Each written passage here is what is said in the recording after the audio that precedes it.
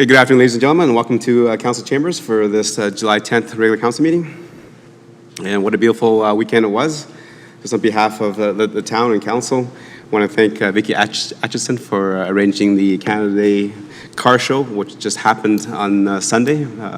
It was originally scheduled for July 1st. She had canceled it because it was going to rain, and as we've all seen the weather in July 1st, it did rain and it came down pretty hard and a little thunder, so it was good that she called it off and then rescheduled for this past Sunday. And it was, from the pictures I've seen, it was a beautiful day. So on behalf of the town, we just want to thank community members that are involved in the community and makes our livability that much better. There's agenda. Deputy Mayor. Town Council adopt the July 10th, 2023 regular council meeting agenda as presented. Thank you. Administration, anything to add? Nothing to add, Your Worship. Okay, call the question. All in favor? That is carried. Moving to number 3 of our agenda is public input session. This is the time that we allow residents to address council on anything that's not on the current agenda. Administration, has anybody registered? Through Your Worship, no, there has not been. Okay. Is anybody in the gallery that'd like to address council on anything that's not on the agenda in terms of weather, grass cutting? Okay, seeing none, we'll move on to number 4 of our agenda, which is presentations and delegations. There are no presentations or delegations tonight, so moving on to number 5, which is our statutory public hearing. Okay, again, with the public hearing, this is to deal with bylaw 2675 LEO/23, and this is for a future development site land use bylaw amendment. Again, this is a public hearing, so all the records kept of this to make sure that we're in compliance and within the provisions of section 216-4 and 692 of the Municipal Government Act, and that the Town Council of Stony Plain is holding this hearing to provide an opportunity for all residents to provide input and comment to the proposed bylaw amendment. Okay. The way that the bylaw hearing goes is that there'll be a presentation from our staff. Members of council get to ask questions for clarity and understanding. Then the applicant gets to make a presentation. Again, council gets to ask questions for clarity and understanding. Then all those that are in favor of the proposed change gets the opportunity to speak. Again, council gets to ask questions for clarity and understanding. Then all those that are opposed get to make their submissions and comments. And then again, council gets to ask questions of clarity and understanding. Following that, then all those that have a general comment to make about the proposed bylaw change have had the opportunity to present. And after that, the members of council get to ask questions for clarity and understanding. When that's all done, the applicant has the opportunity to, again, summarize and provide any feedback that they heard from the presentations or from the other segments of the public hearing. Again, council gets to ask questions for clarity and understanding. When that is done, we'll just ensure that the procedures are all followed, and then that closes the public hearing. And then a business item later on the agenda will be dealing with this bylaw change. With that, then I'll call the public hearing to order, bylaw 2675/LUO/23. Go ahead, administration. Thank you, Your Worship. Good evening, Council. As mentioned, this is item 5.1 in your agenda, public hearing for bylaw 2675/LUO/23, future development district. This slide shows the different layers of our planning framework and hierarchy within the town. Tonight, we're here to discuss an amendment to the land use bylaw, which governs the use of private land as well as location and heights of buildings. So for some context, this site is currently operating at 11 Gertz Avenue. It has been receiving temporary development permit approval. Though as Gertz Avenue has continued to develop, there are now existing businesses there which are incompatible with this use. It's quite intense for Gertz Avenue. As such, we have been receiving complaints from neighboring businesses regarding dust and other operational Okay, issues. just hold on a second. Can we turn up the mics? We have a couple, it's hard hearing back here from members of council. Apologies, maybe I will... That is better, thank you. That's better? Yes. Again, please speak loudly and enunciate and loud into the mic. Yes, of course. So I'll just take a step back and go over this slide again to ensure it's clear. Currently, this operation exists on 11 Gertz Avenue. It's operating with temporary development permit approval. And complaints have been received from neighboring business owners to do with site operations, including dust as well as noise. Over the time, as Gertz Avenue has continued to develop, there are other land uses in there which are incompatible with this operation, which is quite intense for the area. And as such, administration has worked with the landowner to determine a more appropriate location. So here you can see the proposed location where this amendment would take place and where the business would be moving to. It is adjacent to Golf Course Road, just north of Boulder Boulevard. There are some existing uses which are similar in nature. Primarily, the town performs similar operations across on Golf Course Road. As well, there is an aggregate business at the southwest corner of Boulder Boulevard and Golf Course Road, which performs similar activities as well.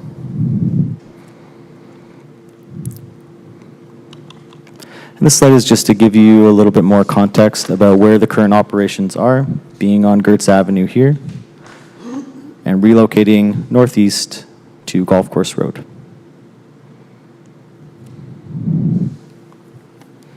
This is a concept plan provided by the applicant, which shows generally what the site operations would look like. You can see that it would mainly consist of trucks bringing in aggregate, machines to crush, conveyor belts, and trucks to move it for other purposes.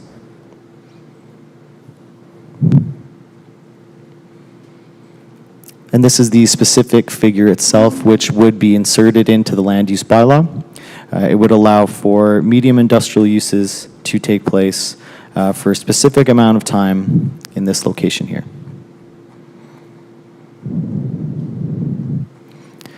So this public hearing was advertised on June 23rd and 30th in the Stony Plain Reporter, scheduled for a public hearing this evening. And following the public hearing, it would receive second and third reading at council's blessing. And we'd welcome any questions. Okay. Thank you for the presentation. Members of council, any questions for clarity and understanding?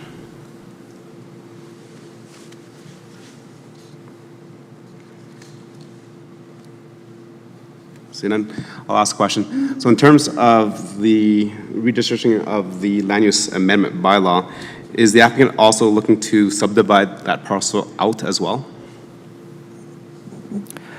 To your worship, no, the applicant is not looking to subdivide the parcel at this time. Okay. And in terms of the fact that this is a temporary usage, as mentioned throughout the agenda package, then would not this just kind of fit if we just kind of left it future development, knowing that eventually it's going to be developed, as mentioned, that there is an area structure plan coming? To your worship, that's correct. The FD district itself is not built for industrial uses. That is the reasoning for the temporary nature of this application. Our hope would be that as the area continues to develop, eventually an area structure plan would be brought forward which could either accommodate this use or facilitate its relocation again, perhaps somewhere else where the landowner may choose to operate it. But yes, an ASP is anticipated in the future. Thank you. And can you go back to the previous slide that administration had up showing the location? The previous one, the next one now.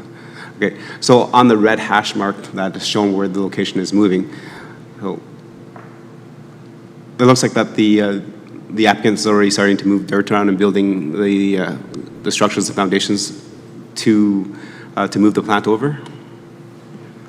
To your worship, I'm not sure exactly what year this aerial image was taken. I know that there were some operations existing on site some time ago, so it could just be that it's an older aerial.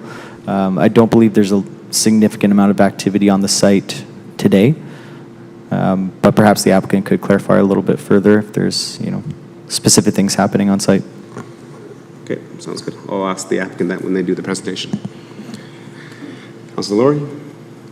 Thank you, Your Worship. Just a question through you to administration. Given its current location, as identified on this map, is in an area with paved road standards, et cetera, that are included in the industrial area. The area being proposed is in an area where we have gravel roads. Given the weight of the vehicles with the concrete and so on and so forth, I'm wondering what impacts that will have on the roadway system there. and what additional maintenance may be required due to that, and how that's going to be managed. Your worship, through the councillor, Lori, thank you for the question. We're aptly aware of the different road standards out there. At this time, there's no concern on administration's part that this operation would negatively affect the roads. However, as council is aware, we do have a road condition monitoring program, and if we did start to see any changing conditions that would be of concern, we would work those in through our either discussions of future development or through our road program in general. So at this time, with the use expected with this application, we're not concerned with the road condition and its use. Thank you. And then a further question, if I may. Yep. You mentioned some of the complaints that were received from the current adjacent businesses in respect to dust generated by the facility. We do have a couple of other businesses there, as well as a local flying club and then our dog park. Now, typically, we know the prevailing winds would blow the opposite direction, but we do see them oftentimes come in the direction that would push them towards those. What type of mitigation would be put in place to prevent that from impacting those adjacent properties?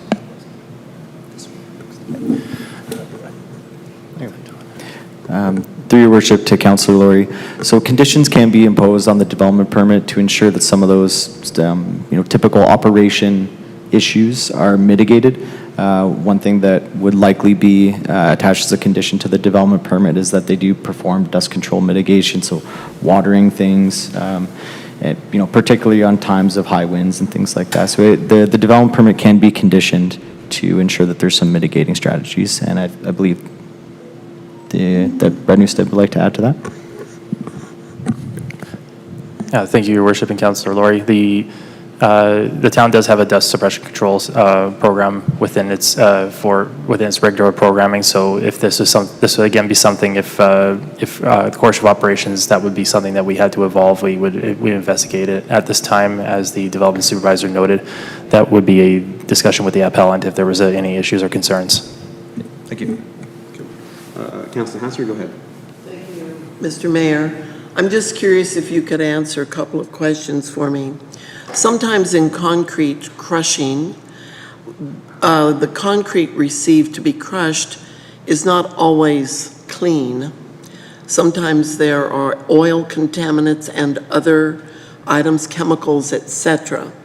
Will there be any type of protection to keep those contaminants from seeping into the ground and ruining that land for future development without the owner having to clean it up?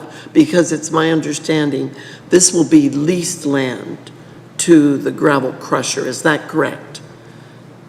Gravel crusher will not own it. No, I believe it's the same owner. It's the same owner? Through your worship to Councillor Hansard, yeah, the owner and the operator are the one and the same, yes. Okay. So in order for that land to be sold to another developer, it would have to be cleaned up, and that can be very, very expensive if contaminants get into the ground. And it requires drilling and other things to test the soil. So are we working on the understanding then that the owner is going to protect his or her own best interests and not take contaminated concrete?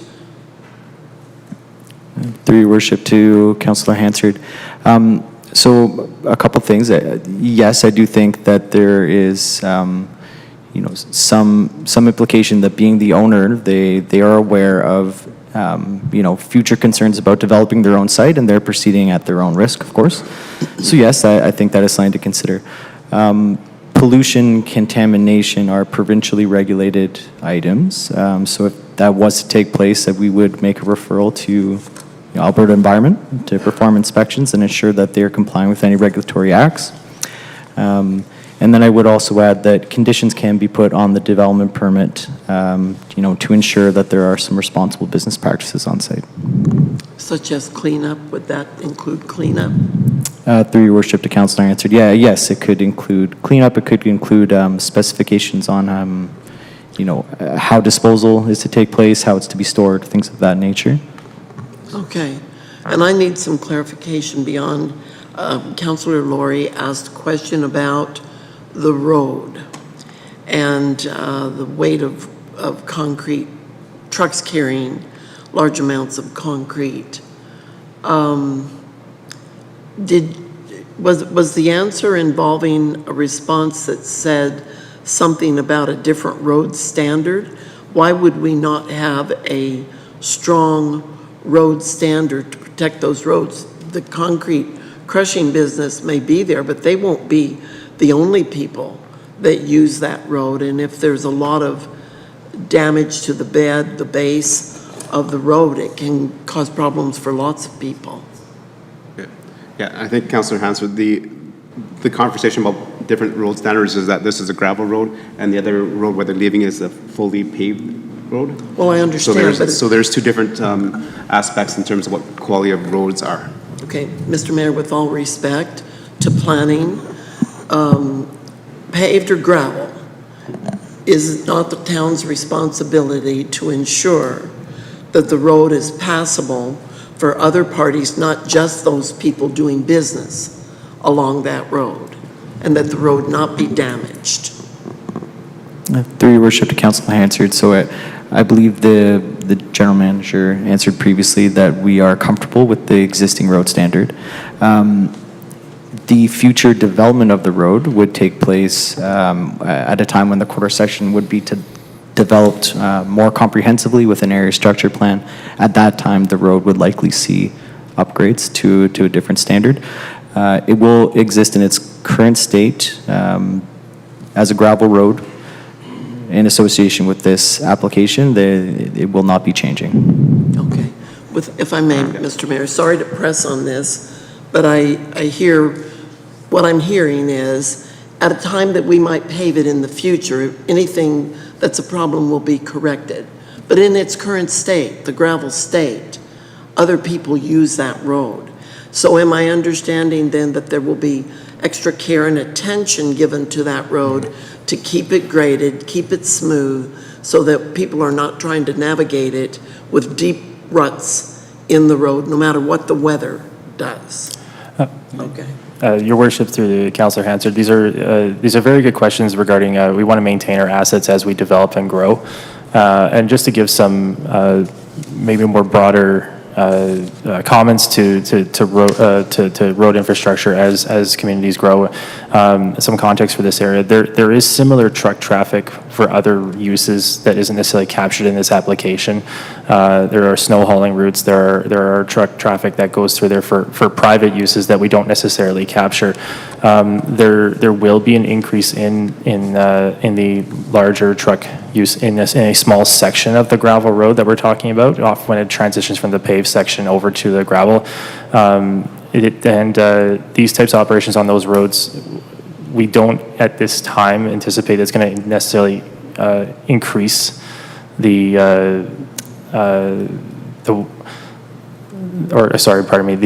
will decrease the life cycle substantially. However, at this time, it's something that we have to monitor and watch. Typically with these rural cross sections, these gravel roads, if we do start to see issues that arise, there are different tools available to administration with our graders that we can implement much faster than if it was a paved section experiencing other issues. I want to assure council that it's something that with all of our gravel roads, including Golf Course Road, including this, and then this section in question, we do keep an eye on them and we do blade them regularly. And if we start to see some exacerbated conditions, those are things we would consider next steps. And as the development supervisor outlined, as this development grows out, there would likely be some necessary upgrades just to account for future growth, not unlike what we saw in the North Industrial, where we had the whole new road sections built to municipal standards with asphalt and anticipation of heavy truck traffic. We do our best to work with our proponents to balance growth needs on our infrastructure as well as the current needs and see where we can go. At this time, with the temporary use and what's outlined in the package, we don't have any concerns at this time. Thank you, Mr. Mayor. Thank you. And thank you. I appreciate Councillor Hansard bringing that conversation up, because I've been down there quite a few times during the spring, and it is rutted out. And then there's deep depressions everywhere because of the softness of the road there. So in terms of granting this, if this goes through in terms of a land use amendment, then is there, for example, similar to when we do the Front Street pickup and we swap those in the wintertime, is this similar here where we can say, you know what, there's going to be no gravel in and out or concrete in and out during these times because we know that the road is already soft. And even without having that operations there, I was just there this spring, it is quite pitted out and rutted. So having extra trucks with that much weight will make it worse. Your worship, thank you. Thank you for the question. There are seasonal road plans and other considerations and policies that we can employ if we're seeing exacerbated conditions in the road. There are other tools that are available to administration if we're seeing issues come up with the roadway. Your comments on the roadway's current condition are noted, and it's something that our operations crew does work diligently to maintain. Like I said, this time with this current application, we have no concerns with it going forward. Thank you. Any more questions for clarity and understanding from members of council? See none, I have another question for administration. So in terms of moving this concrete crushing over to this area, I was wondering, will that interfere with the town's own operations of our own concrete crushing area there? That's just straight north of that on the other side of the road. And it's also our snow dump site. So having this approved in this location, will that affect our operations? Thank you, Your Worship. No, we do not expect that would affect our operations in any way.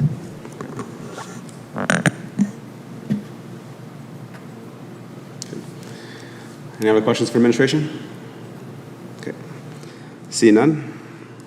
Thank you. So we'll move on to the next phase of the public hearing, which is the opportunity for the applicant to come forward and make a presentation. Does the applicant want to make a presentation? Sure. Again, there's you can just write your name, sign in, and sit down. And this mic system is really bad, so if you can just actually sit down and speak directly into the mic, would be probably beneficial to all of us.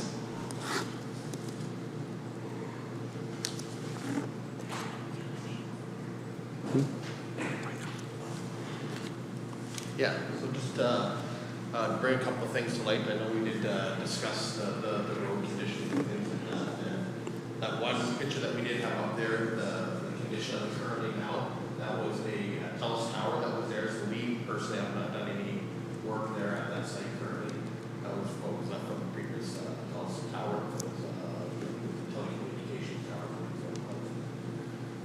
And I guess secondly, we're not really a large scale concrete crushing facility, if you will.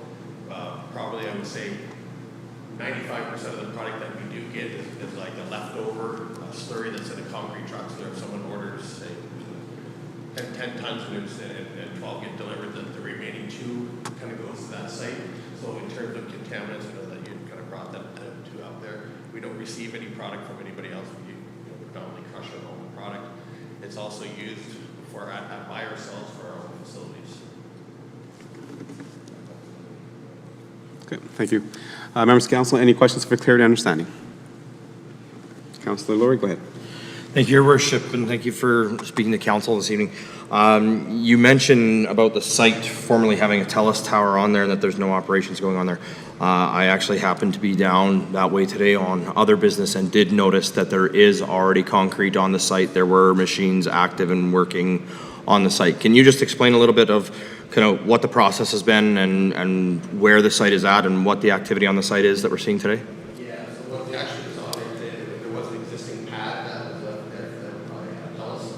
We actually had a small skid of our own there, and we had a temporary, it's not the existing crusher that we have now. I believe it's called a bone crusher, and we utilize that on-site crusher track.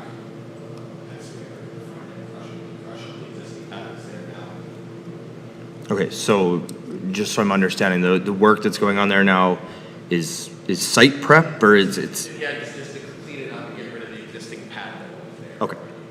But it doesn't matter, it kind of is directly in the path and everything that we were trying to utilize. Okay, thank you. Right now, Thank you. Okay, any other questions? Clear? No. Okay, see none. I don't have any questions, so thank you very much for the presentation.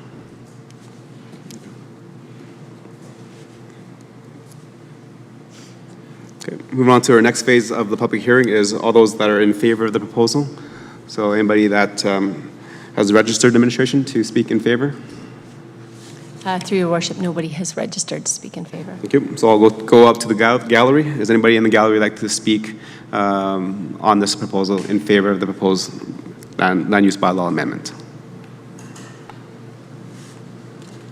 Okay. Second call for anyone that like to speak in favor of the proposed land use development. Okay. Last call. Anybody want to speak in favor of the land use bylaw amendment? See, now we move on to the next phase, which is all those that are not in favor of the proposed bylaw amendment. Administration, has anybody registered to speak? Through your worship, no one has. Thank you. Anybody in the gallery like to speak in opposition of the proposed bylaw change? Okay. Second call, anybody in the gallery to speak in opposition of the proposed bylaw change? Okay. Third and final call, and those in the gallery to comment or speak not in favor of the proposed bylaw change. Okay. See none, we'll move on to the next phase of the public hearing, which is all those that wish to make a general comment. Administration, has anybody registered to speak? Through your worship, no, there has not. Okay. Does anybody in the gallery like to make a general comment about the proposed bylaw amendments? Okay. Second call, anybody in the chambers like to make a general comment about the proposed bylaw amendments? Okay. Last call, anybody in the chambers like to speak a general comment about the proposed bylaw change? Okay. Seeing none, we'll go back to the opportunity for the applicant to make closing statements if they like. Okay. Seeing no. Administration, have we followed all the procedures of the Municipal Government Act? Through your worship, yes, we have. So with that, then I'll declare the public hearing for bylaw 2675/LUO/23 for Future Development District Land Use Bylaw Amendment closed. And those that are following along will be dealing with this later on in terms of a bylaw, which is number 8 in our agenda. Okay. Thank you. Okay, moving along on our agenda. Number 6 is the adoption of council minutes, 6.1. Councillor Meyer? Yes, thank you, Your Worship. The Town Council approved the June 26, 2023 regular council meeting minutes as presented. Thank you.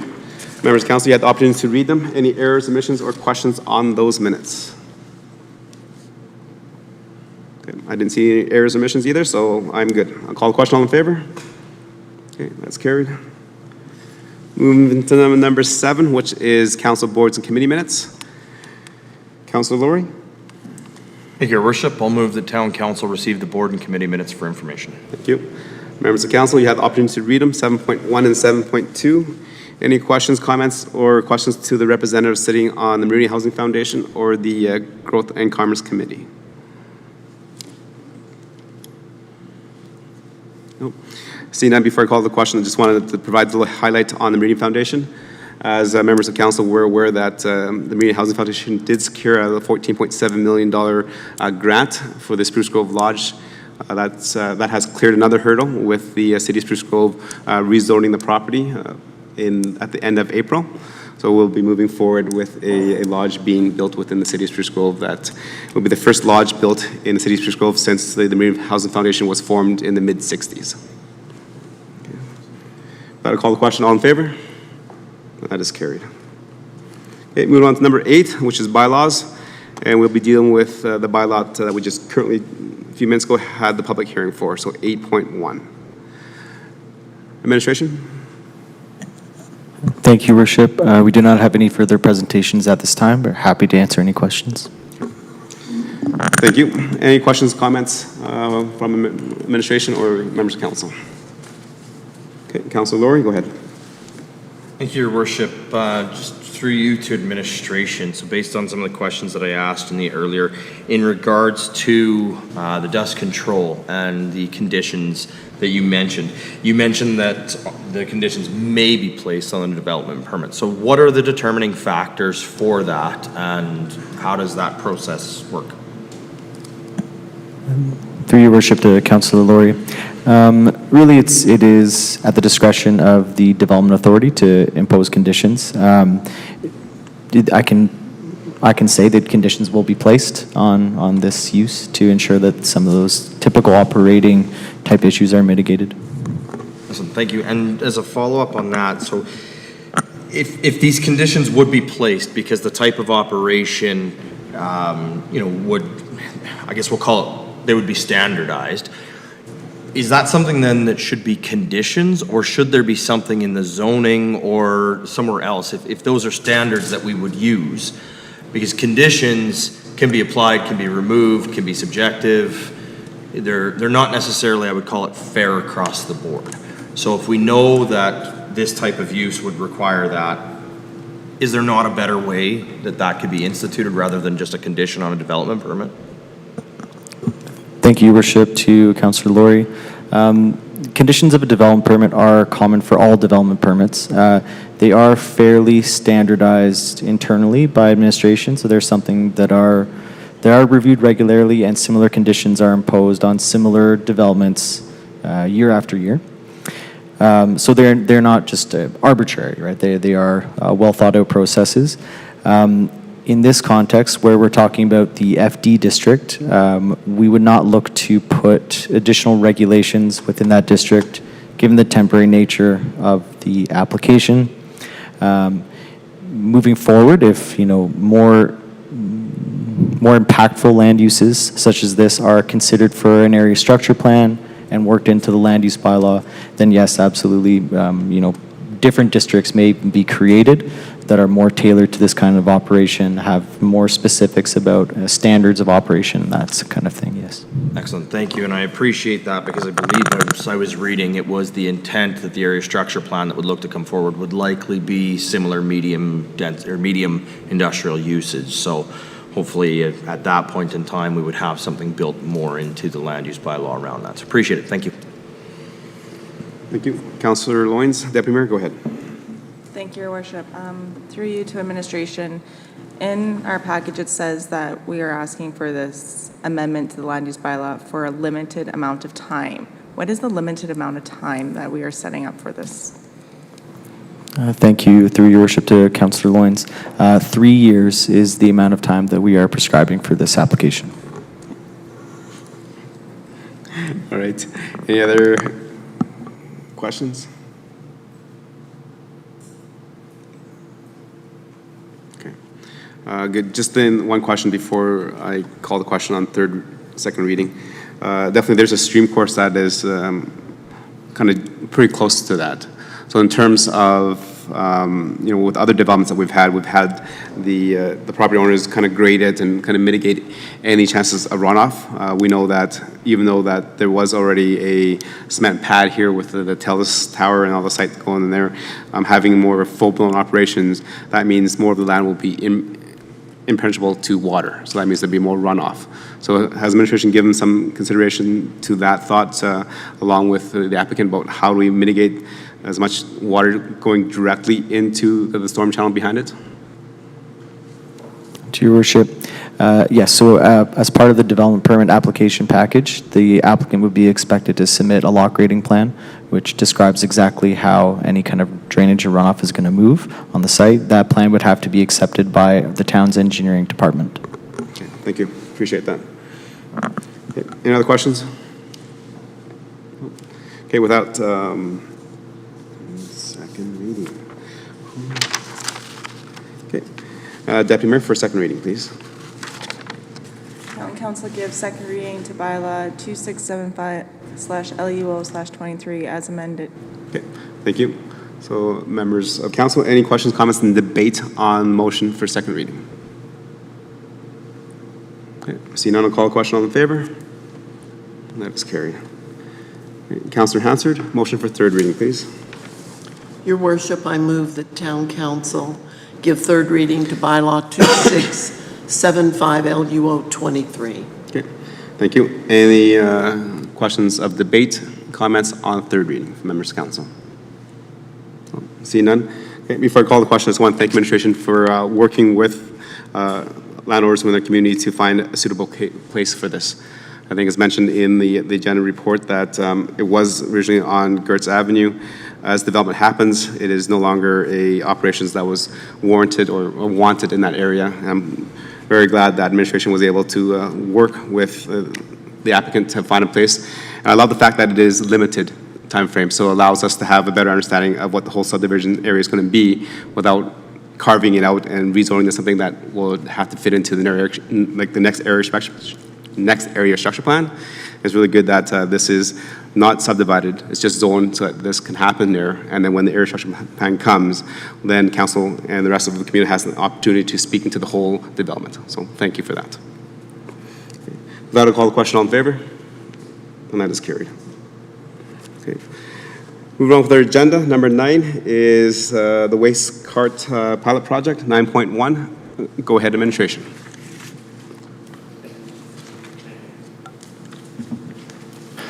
Thank you, Your Worship. We have the town's infrastructure asset manager, Dean Carnduff, here tonight to present the waste cart location pilot results. The presentation will cover the actions that we're taking within the pilot, as well as the survey results received back from the community. I will now pass over the presentation to Mr. Carnduff. Thank you, Your Worship and Council, for the opportunity to present here today an update on the waste cart location pilot. Today's presentation is going to include a brief overview of the issue, comments we received back from both public and GFL on the pilot, responses to the survey that we put out to the public, and next steps. The town has historically transferred waste cart pickup in 3 neighborhoods as part of a road ban program in those areas from the start of April to the start of June. This was conducted in an attempt to preserve the structure of the alley roadway in those neighborhoods. The neighborhoods in question are Meridian Heights, St. Andrews, and west of 48th Street and south of the CN tracks. Many communities run road bans in the spring period during the snow melt to protect roads when they're at their weakest period. Alleys in the town of Stony Plain are constructed to a lesser standard than many of our other roadways and are less able to cope with heavy traffic, such as garbage trucks, and are susceptible to higher levels of damage than our other roads. This can be seen in the lower pavement quality index in our alleys than our front streets. In 2022, the town decided to pilot a longer road ban change from November instead of the traditional period of April to June. This change has had positive impacts for operations, including better pickup for operators and potentially reduced deterioration in our back alley infrastructure. During the pilot, we also received significant feedback from our residents on the change. Public Works took 49 calls from residents on the pilot. Most of our feedback was negative overall, but we did have inquiries as to why the change was taking place, and we also had inquiries about set-out information. There was dissatisfaction largely overall with the change. Some of that dissatisfaction included residents that felt they were unable to properly put out in the front as opposed to the alley, that the town communicated poorly the change, that there was an insufficient period of notification given. Some residents felt that the carts in the front were unsightly and caused other damage to their properties, such as killing the lawn, or that there was extra work involved with snow removal. Some residents felt that there were safety concerns in having the garbage trucks in the front as opposed to the back, that there would additionally be parking issues on garbage day due to the trucks being in the front. Some residents indicated that they were okay with the change, but they preferred a spring change only as opposed to the pilot that we rolled out. And there was some limited positive support, feedback that we received as well.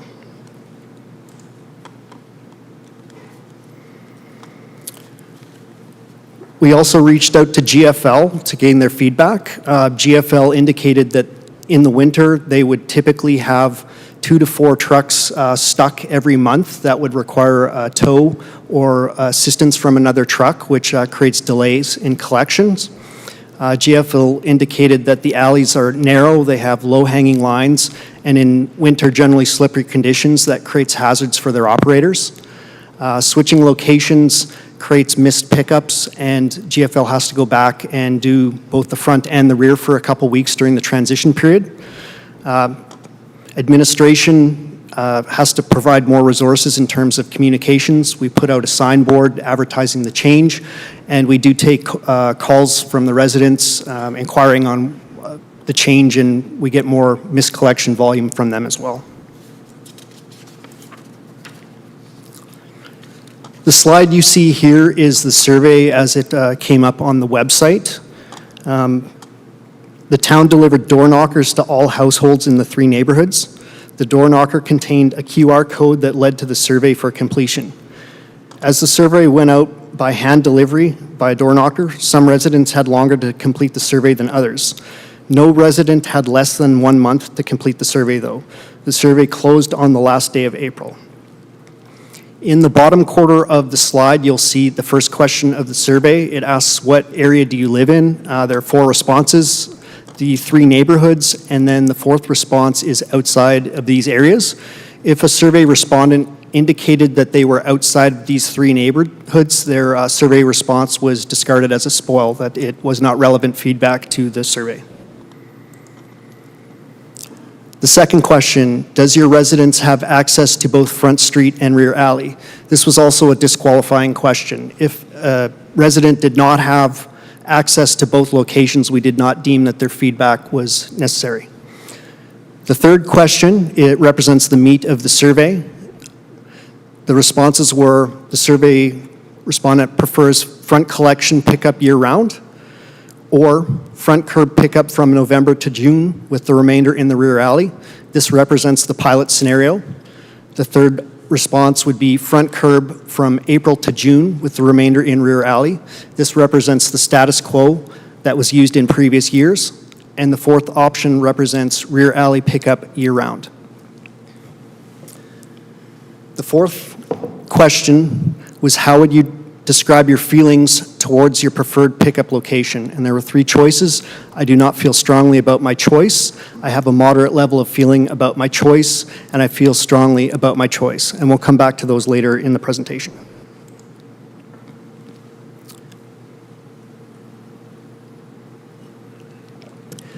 The 3 columns here represent the 3 areas. I will go through Meridian Heights only, but the data calculates the same for the other areas.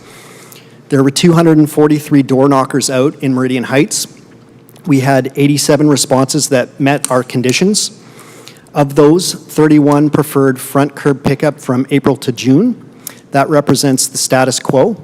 We had 1 response that preferred front curb pickup from November to June with the remainder rear alley. That represents the pilot scenario. We had 10 responses that preferred front pickup year-round, and overwhelmingly we had 45% that preferred rear alley in that location.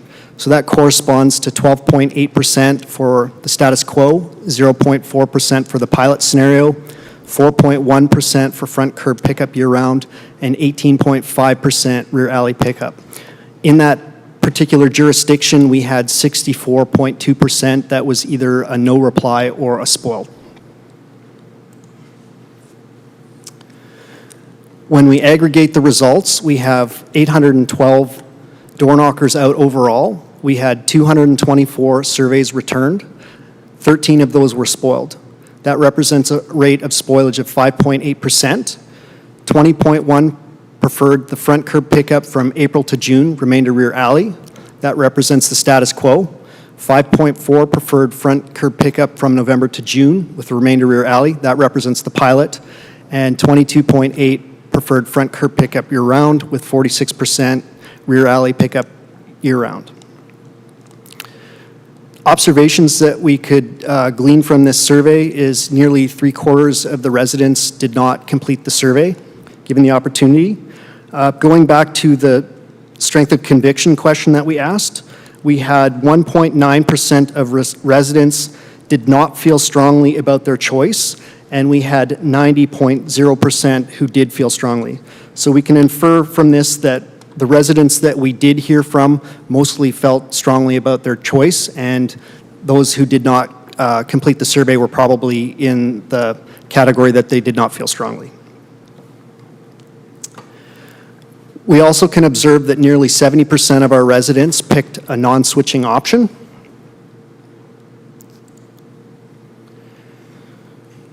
In terms of next steps, given a lack of support for the pilot, the town will revert back to the status quo scenario of road bans beginning in April as opposed to those in the pilot. Town administration will continue to evaluate different ways to deliver this service, and hopefully we can find other ways to minimize waste collection impact on our alleyway infrastructure. I'd like to thank you, Your Worship and Council, for the opportunity to present here today, and I'll take any questions should you have any. Okay, thank you for the presentation, Dean. Members of Council, any questions for clarity and understanding? Councillor Hansford, go ahead. Thank you, Mr. Mayor.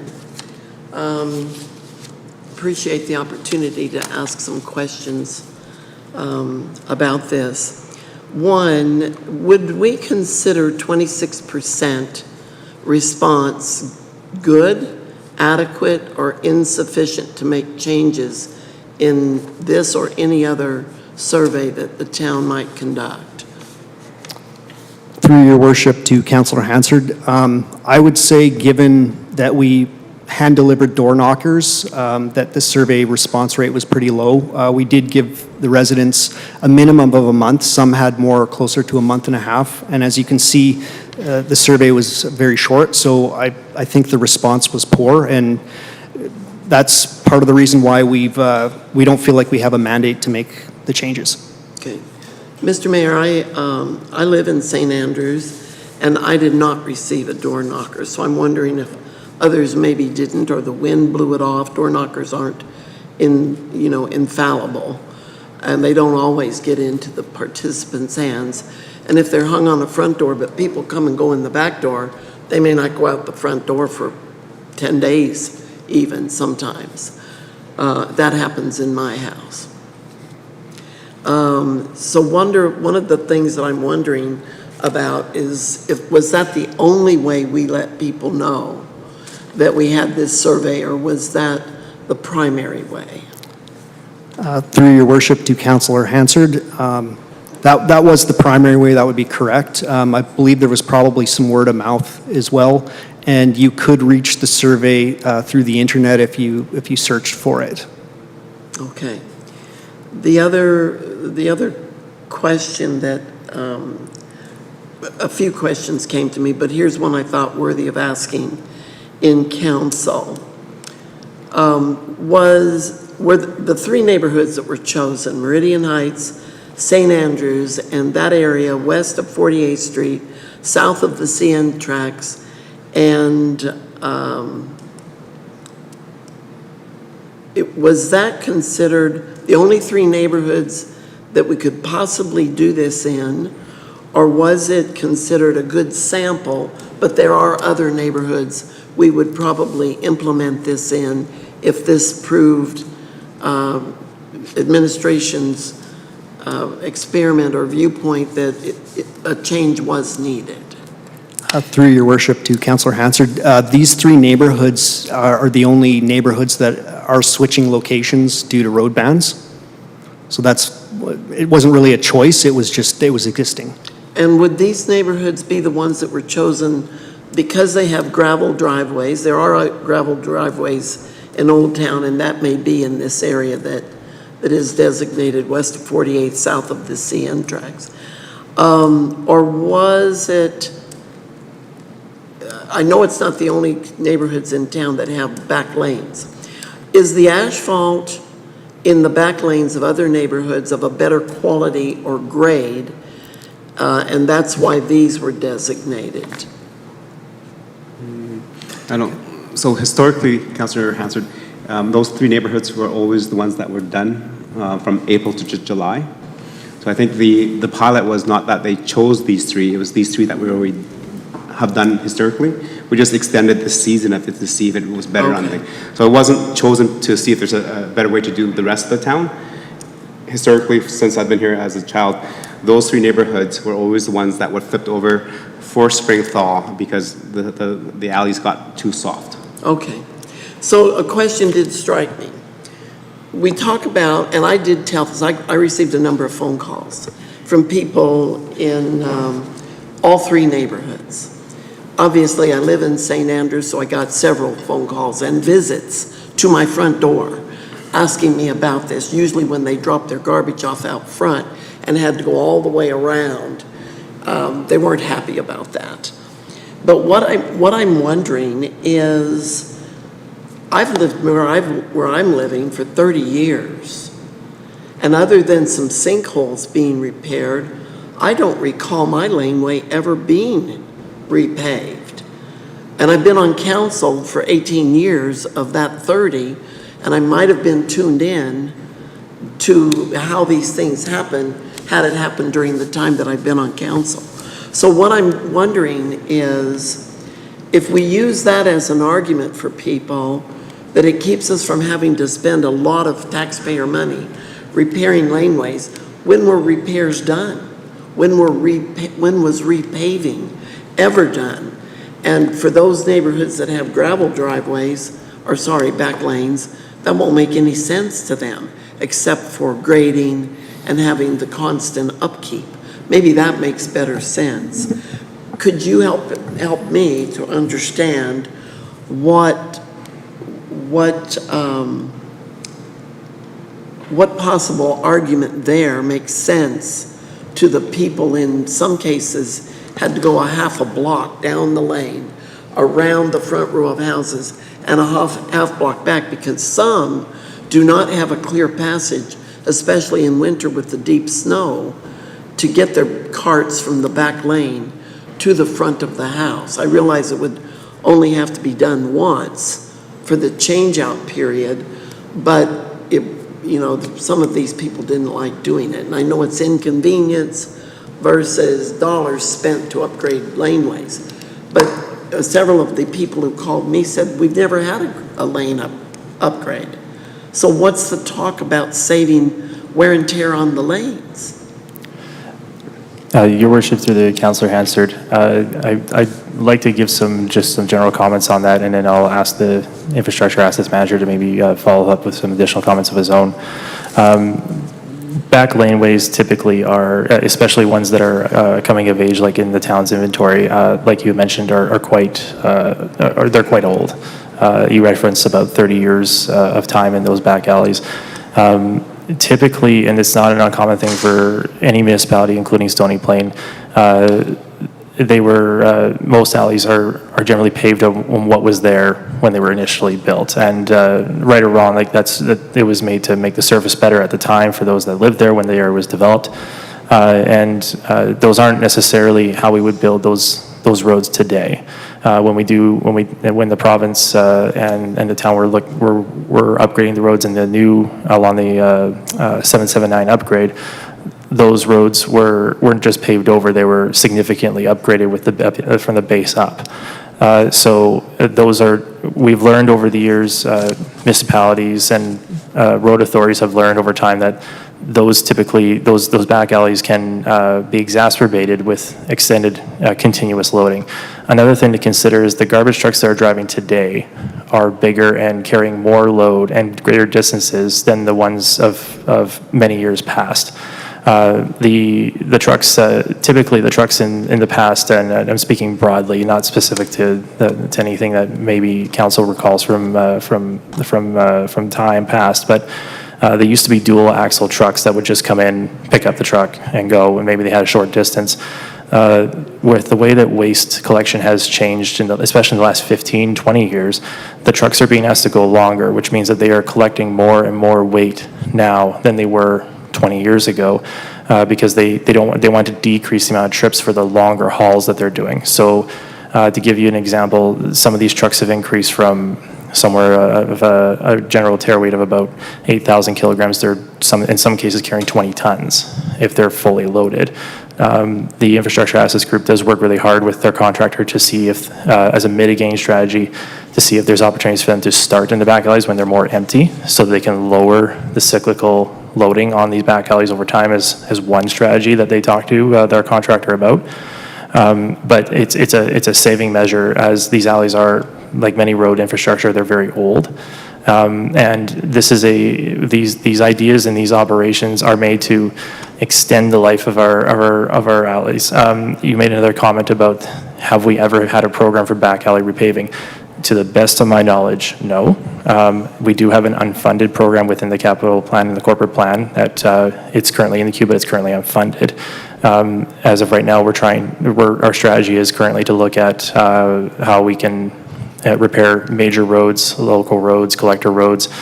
So our road funding dollars are currently going to those roads right now. However, we do have the opportunity as we evaluate these back alleys to see when is the right time to do such a strategy.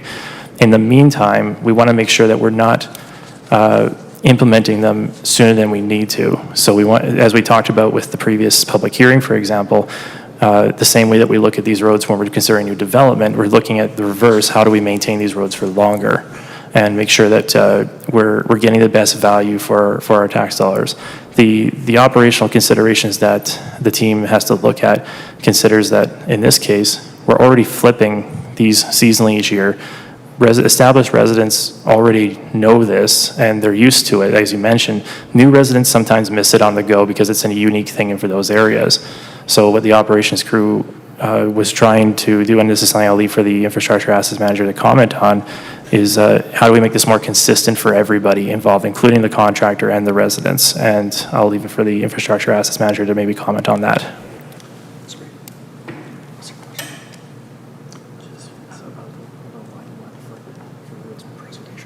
Councilor Hansford, anything else? I have one brief comment and then one final question. Sure, go ahead. Was our general manager finished with the answer?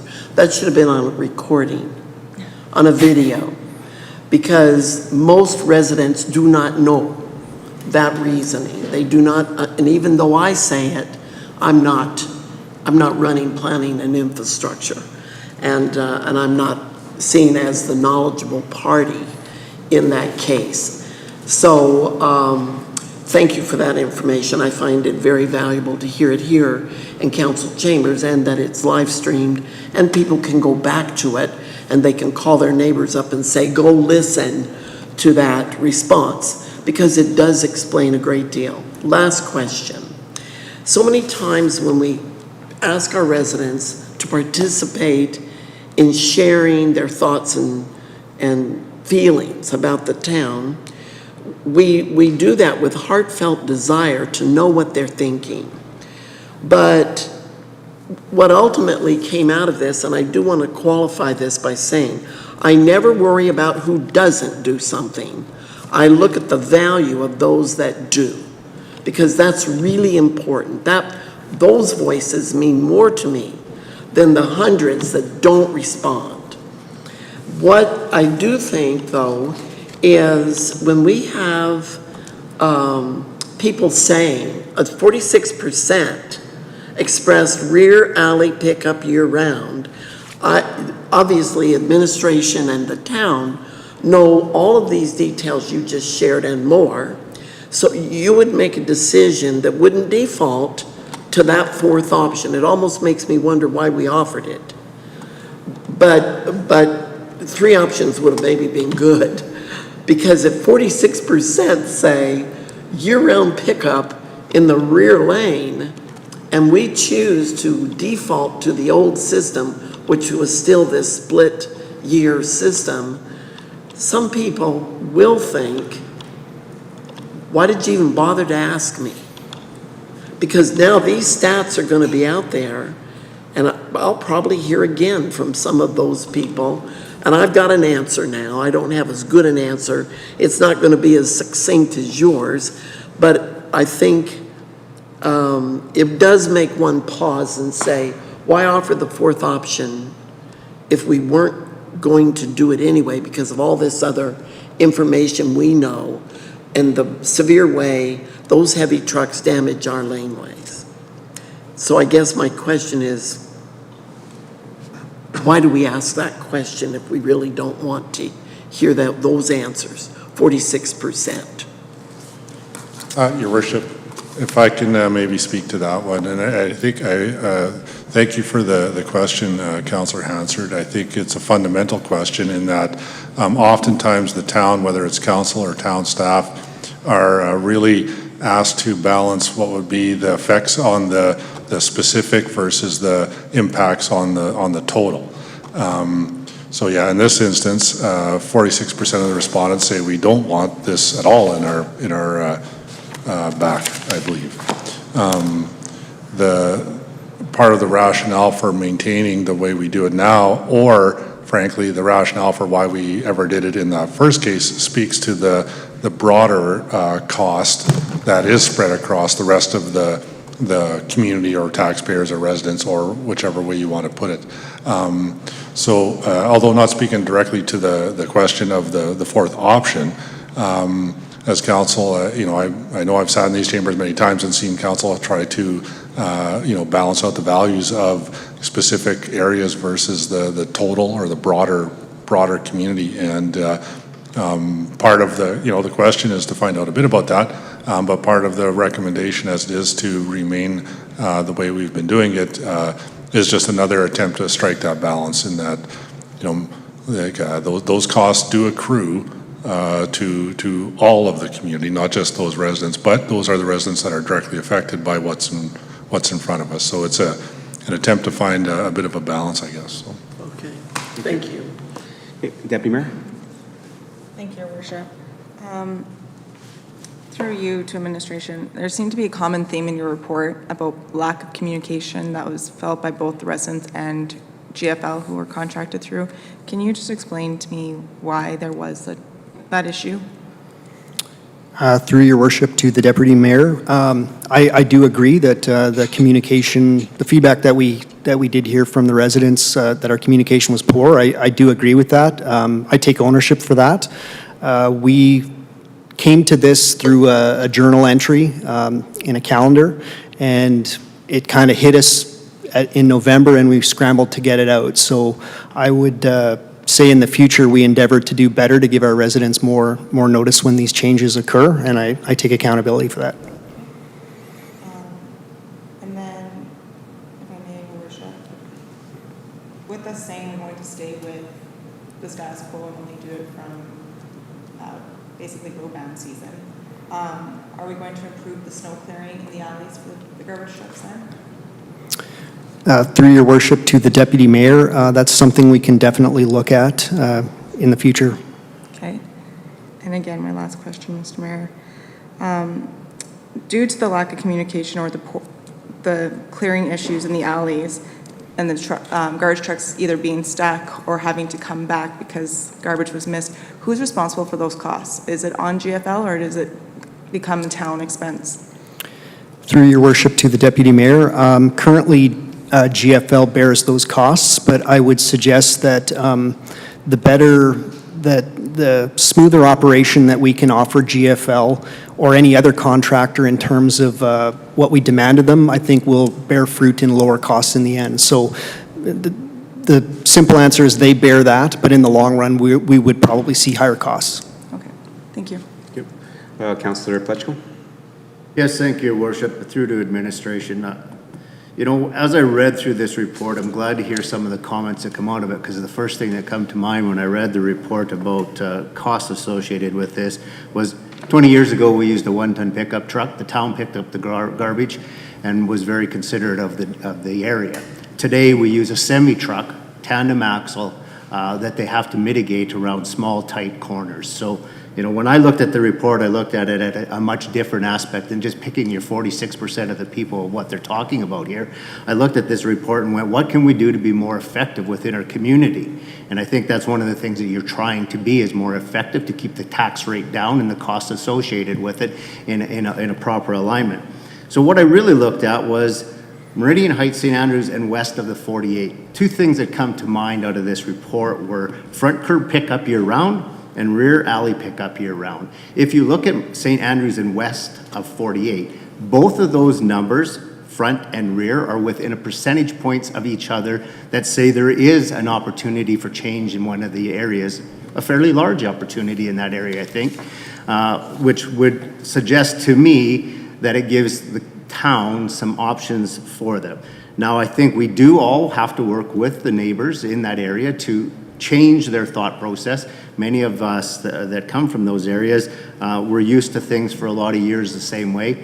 And anytime we present change in this chamber of chambers, we have an auditorium full of people that don't want change. So when I read some of this, and the small percentage that really answered this questionnaire leaves me questions as to where we can go with this. And I think there is some options. Now, Meridian Heights, you know, you look at the rear alley one, it was 18.5%, and the front curb was 4.1. So there is a substantial difference. And I'm just curious, out of those three areas, what is so different that would allow each one of those residents to respond so drastically different? And I don't think we can take the full amount of the percentage and lump it together. You have to look at each one of these areas separate and be able to mitigate each one of those areas. And I think that's what makes our town unique, is what we're able to do with each of the areas. So really overall, what I'm asking is, without change and falling into the trap of listening to exactly what our residents want again, what does that cost to the taxpayer? What does that look like by us having to rebuild roads, repave roads, and substantially change graveled roads in the area to meet the needs of the semi-truck that drives down their alley every day, that is now a cost savings to our taxpayer because the garbage company can pick up more garbage in a less time with less people.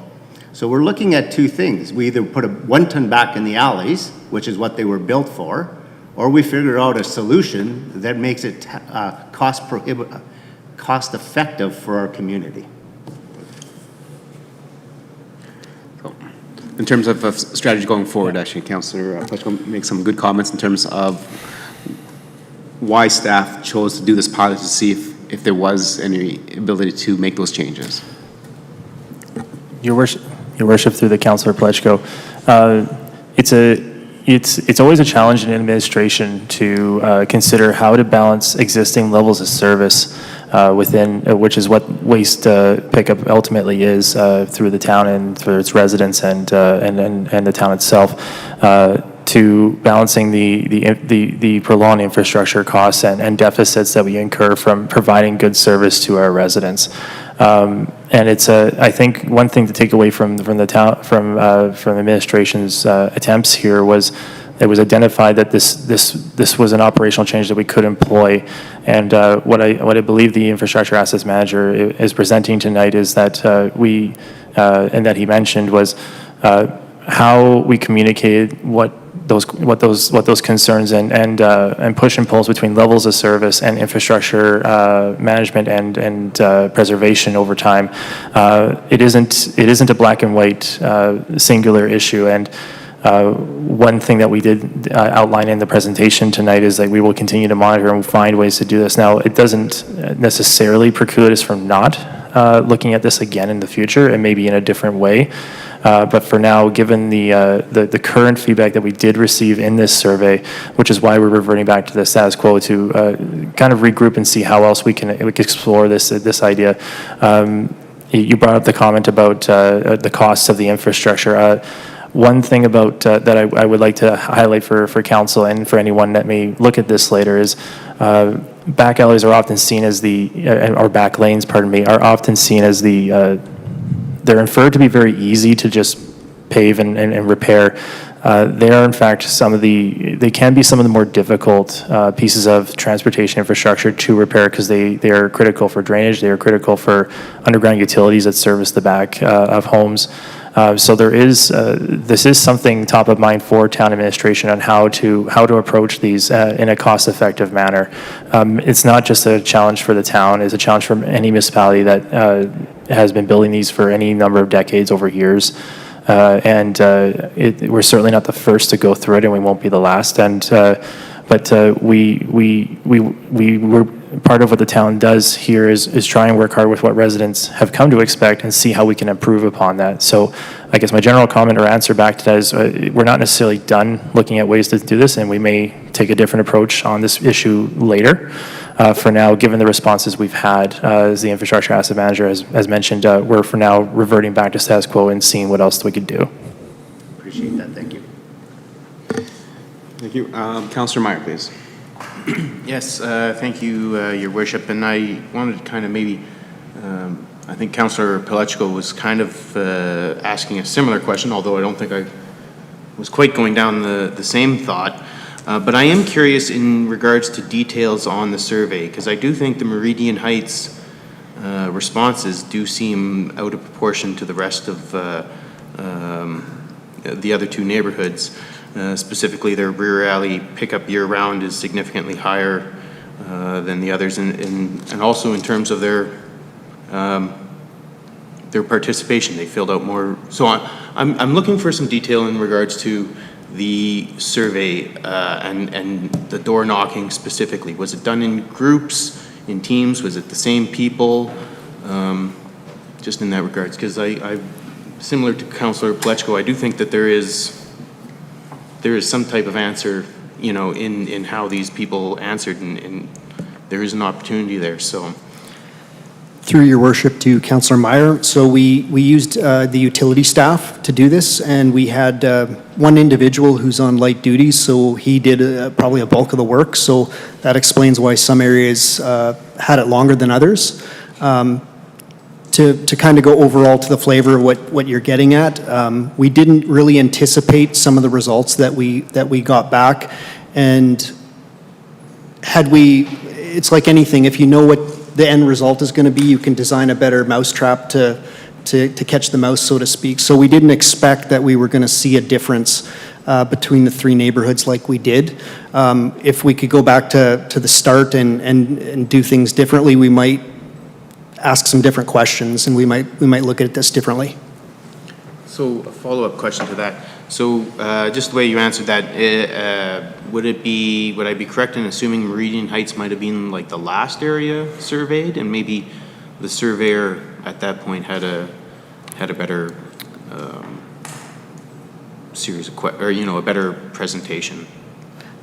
Through your worship to Councillor Meyer, I'm unable to tell you which areas were completed at what time. What I can tell you is that every area had at least a month with the survey. So the areas that had it longer might have been about a month and a half versus a month, or maybe closer to even 2 months. Okay.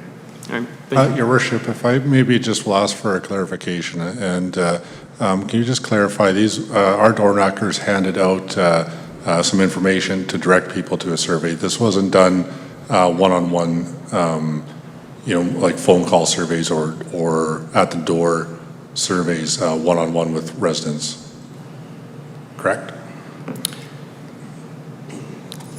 Through your worship to the CAO, yeah, these surveys were handed out at the door. So we did take feedback one-on-one from residents, but those were residents that initiated contact with us via phone or email. We were not out seeking direct one-to-one feedback. Okay. Thank you. I appreciate the clarification. Yeah. Thank you. Any other questions and comments? Yeah, definitely appreciate the administration bringing this back forward and providing the survey results. I just want to add some comments into this and some of the reasons why we see the difference in percentages. If you look at Meridian Heights, probably about 25% of the residents in Meridian Heights already have front street pickup year-round. They don't have an option for rear lane pickup because that was never designed for that. Right? Similar. Yeah. So you said Meridian Heights has front curb pickup? I said about maybe 25% of the properties in Meridian Heights have front street pickup year-round. They do not have back alleys. But 20% of them want rear alley pickup. Yeah, but I think the issue was that those that responded Gotcha. wanted that. So I think that's the reason why, as mentioned by the manager when Councillor Hansard asked, so was this a good rate of return in terms of the survey, and the answer was low, because in that area there are already many houses that deal with Front Street pickup year-round. Right? And if you look at also at the St. Andrews area where Councillor Hanson said she deals with Front Street because she goes back and forth. But probably about a third of those houses there as well, if you look at the map, already deal with year-round Front Street pickup. They don't have the option to go back and forth. If you look at the property that is 48th Street west and south of the tracks, half of those properties deal with year-round front pickup all the time. Right, so I think as the manager said, that this was diarized in there that through the previous managers and general managers in that area, they were looking at better ways to make sure that we're more efficient, providing that services for our residents and also reducing the cost on the tax base. And this is one of the options, since we already had pretty much half those three subdivisions already doing Front Street pickup year-round, was like, let's take a look at it to extend it to see if there was an ability to make that adjustment. And I think Councilor Fletcher mentioned that it is a very large, heavy truck now going down the back alleys, but it's not once. It is twice every garbage pickup, because they have to go and do one side, then they have to go around, turn back around, and do the other side. So we're adding that weight during that time twice, not just once. So I do appreciate the administration looking at ways, as mentioned in the report, to streamline it and provide better services to the residents. And I look forward to administration continuing to kind of see what the best practices out there and bringing back another recommendation to council. Any other questions, comments on to the general manager and the manager? Mr. Mayor, would you just please clarify your comments? When you say, like the waste truck will have 2 trips down each laneway, right? Down the front roads or down each laneway, because they take one side at a time. But in addition to that, we have the recycle.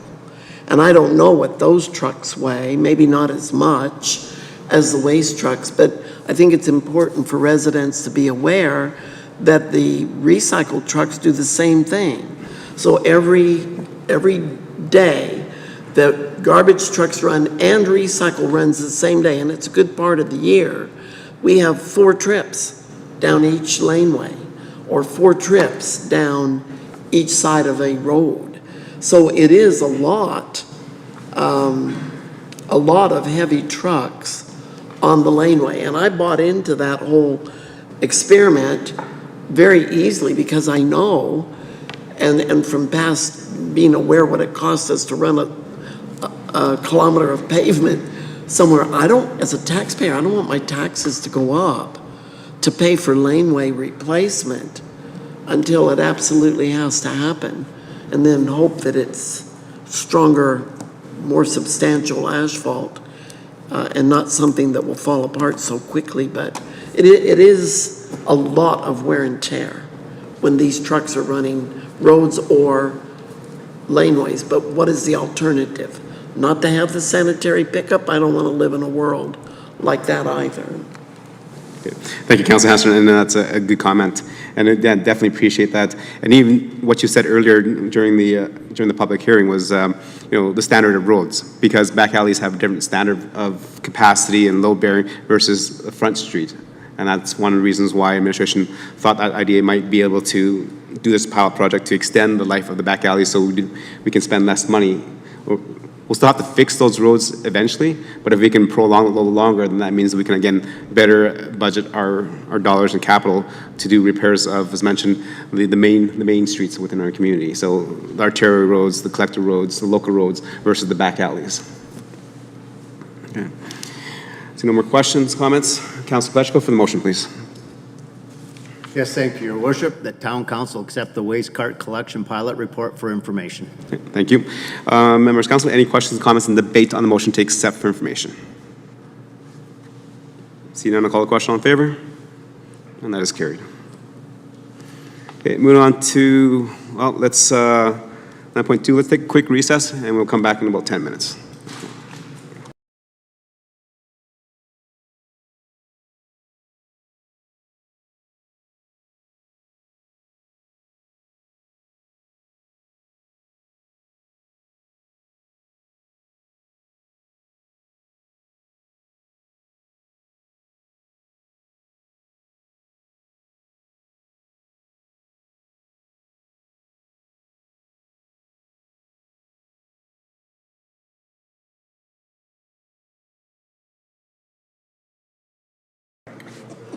After a day of golfing. Okay, welcome back, members of council, administration, and those that are joining us in the gallery, and those that are watching through the live stream of the town's YouTube channel. Moving back to our agenda, number 9.2 is the land management report. So go ahead, administration. Thank you, Your Worship. Good evening, Your Worship and Council. In 2019, Council approved the land management policy with the objective of providing a transparent, fair, and accountable approach to land transactions and the management of town-owned property. For your review and consideration this evening is the annual reporting requirements of this policy and include current surplus land holdings with any additional identified lands recommended to be declared surplus, projected land requirements, and land transactions for the year 2022.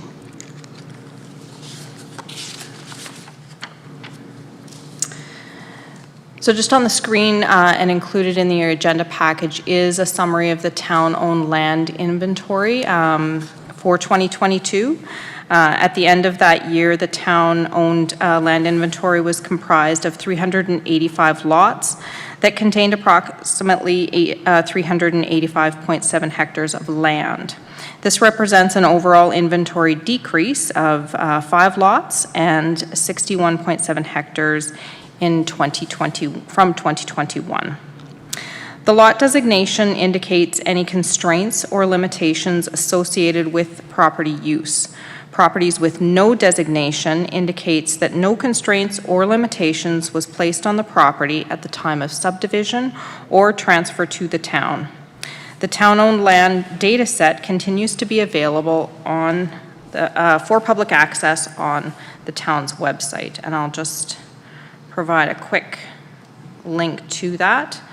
So under our town website, under the work section, if we click through to the maps, under the planning and infrastructure tab of the website, we have a portal that includes all town-owned land properties. So any member of the public can identify, search and review any town-owned parcels of land. So this being the, excuse me, the golf course property as an example, gives the current, the roll number, the districting, the legal description, and the subdivision description as well for public information.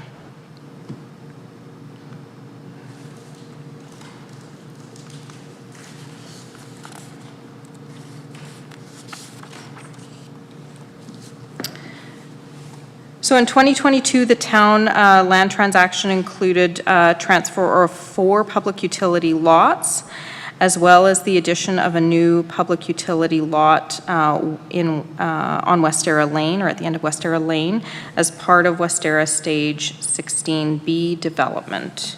So that's just a quick overview of the transactions that were conducted during that year.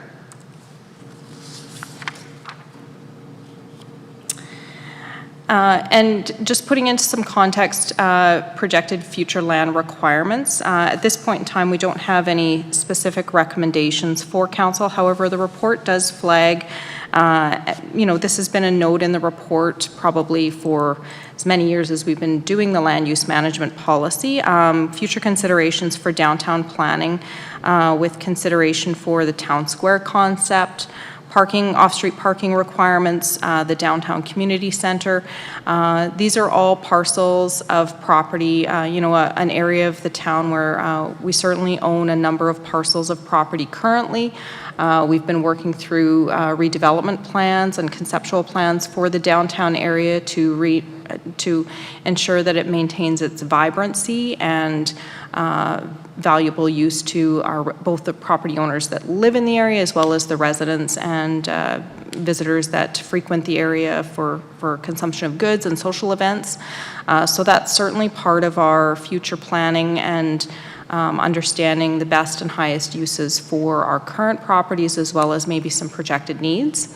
Other emerging needs that can impact town-owned land requirements, certainly housing transportation utility growth, as well as green space and open space. The other piece that I would probably put into that we've seen some recent examples of is education institutions or schools. Certainly we've added a couple of new school facilities in Old Town South and transacted some property in that area in previous years to accommodate those as well. So those certainly become part of our assessments when we're looking at future projections and what we might need for town-owned property.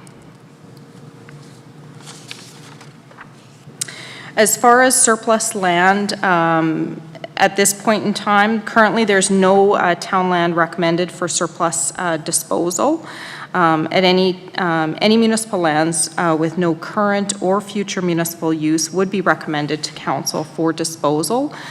So we would typically do this on a case-by-case basis, and we do it with very thoughtful and careful consideration to the future use and the impacts to both the town-owned land inventory as well as the intended use as it's being transitioned out of town public property inventory.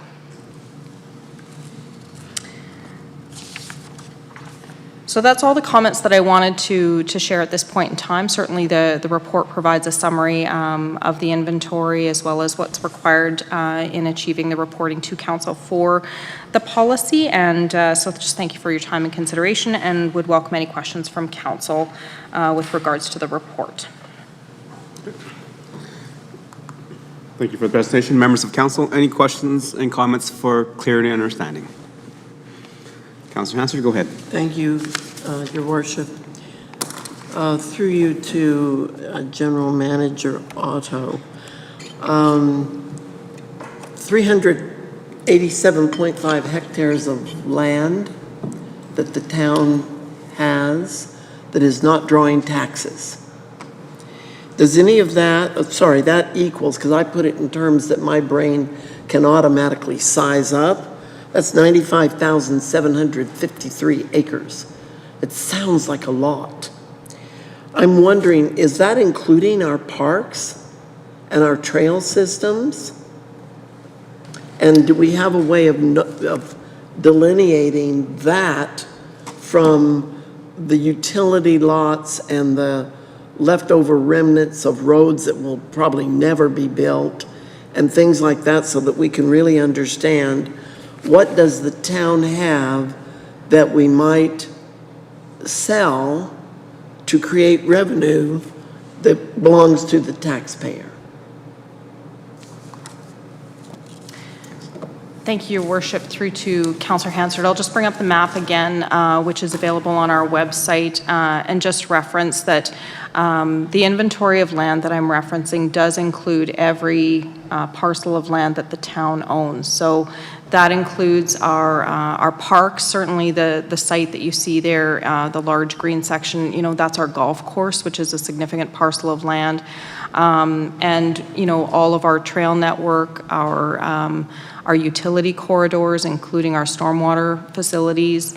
And so those are all included within that summation of the inventory. So, and as I had indicated, we keep part of the intent of this policy and the work that we do around managing our land assets is to understand the intended use. We want to ensure that there is municipal use, public use for those lands, value in maintaining that within the town's inventory of land for public use, and where we've been able to identify parcels of land that not only no longer have a current use, but a future use as well. In some instances, we may have parcels of land where, there isn't an obvious immediate use of that property to, a passerby, but perhaps there is an intended future use for that property. So we do have a tracking and management of the data set of all of our lands to do our level best to ensure that we're maintaining all of our land assets for current and future municipal use, and having a process or processes in place to dispose of lands that no longer meet our needs, and acquire lands that will meet future needs or current or future needs that have been identified through our planning and prioritization work that we do. I hope that answered your question, Councillor It Hansard. does. It doesn't sound so drastic that we're sitting on all these valuable assets that could be money, especially if we're not going to use it. Because when we now understand, and I'm sorry, I've watched live stream at home, the public doesn't see all of our charts. Like, they won't see this chart you put up there in the live stream presentation, so they can go only by what we say or make clearer by what we say. That's why I asked that question. The other piece, Mr. Mayor, I have a couple of other points that I wanted to make or clarify, but I don't want to do that in a long string and take up time that other councillors may want to ask questions. So if you'll come back to me again, I'd appreciate it. Okay, thank you, Councillor Hansard. I'll come back to you later. Councillor Laurie? Thank you, Your Worship, and thank you for the presentation. Through you to administration, taking a look at the map, which is a great resource, and it's good to see kind of the difference between our park space, our utility lots. That I do notice that the storm pond in South Creek is not identified as town-owned land. My understanding would be that that would be part of the town-owned land for utility purposes. Just wondering if you can provide reasoning why that would not show as included.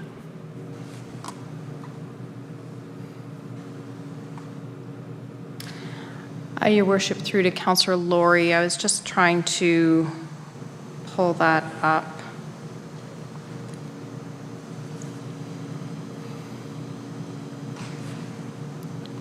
So it's right at the bottom of your map there.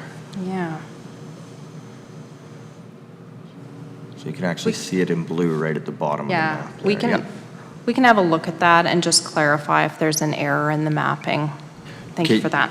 Thank you, and yes, I was wondering that because I'm curious too as to at what point in time in a stage of a subdivision does that land actually become town-owned and town responsibility versus at what point in time is it still owned by, say, the developer and the developer's responsibility. So I don't know what stage of subdivision that occurs, and so maybe that's some context that could be provided around that as well. Yeah, I would say, Councillor Laurie, Your Worship, through to Councillor Laurie, that there is probably maybe a slight bit of lag time between some of the process and transactions and when some of our mapping is updated and refined. I'll just look to our manager, General Manager of Planning and Infrastructure, who may want to provide some additional comments. Thank you, General Manager. Through Your Worship to Councillor Laurie, just a couple of comments on that. Just generally speaking, once the area has received final acceptance and we've received the necessary documents such as, which includes drawings and as-builts, but also we also require GIS information from the developer itself that would plug into this data set. I can't comment specifically to this one at this time, but it's something that I know we will circle back. But generally speaking, we look for those final check marks to occur before we officially put it into town documents and show it publicly like that. Thank you. More questions for clarity understanding? Okay. If I have administration go back to that map that's there. Got a couple questions that when I pulled it up and kind of popped my attention. So if we zoom into Willow Park area, just off Willow Park Road and 779.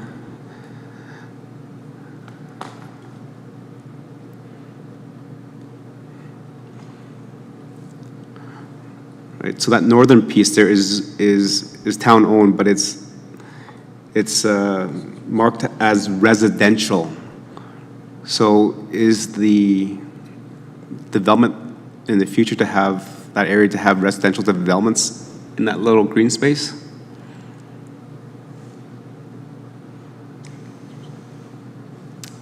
Your Worship, I don't believe that's the case.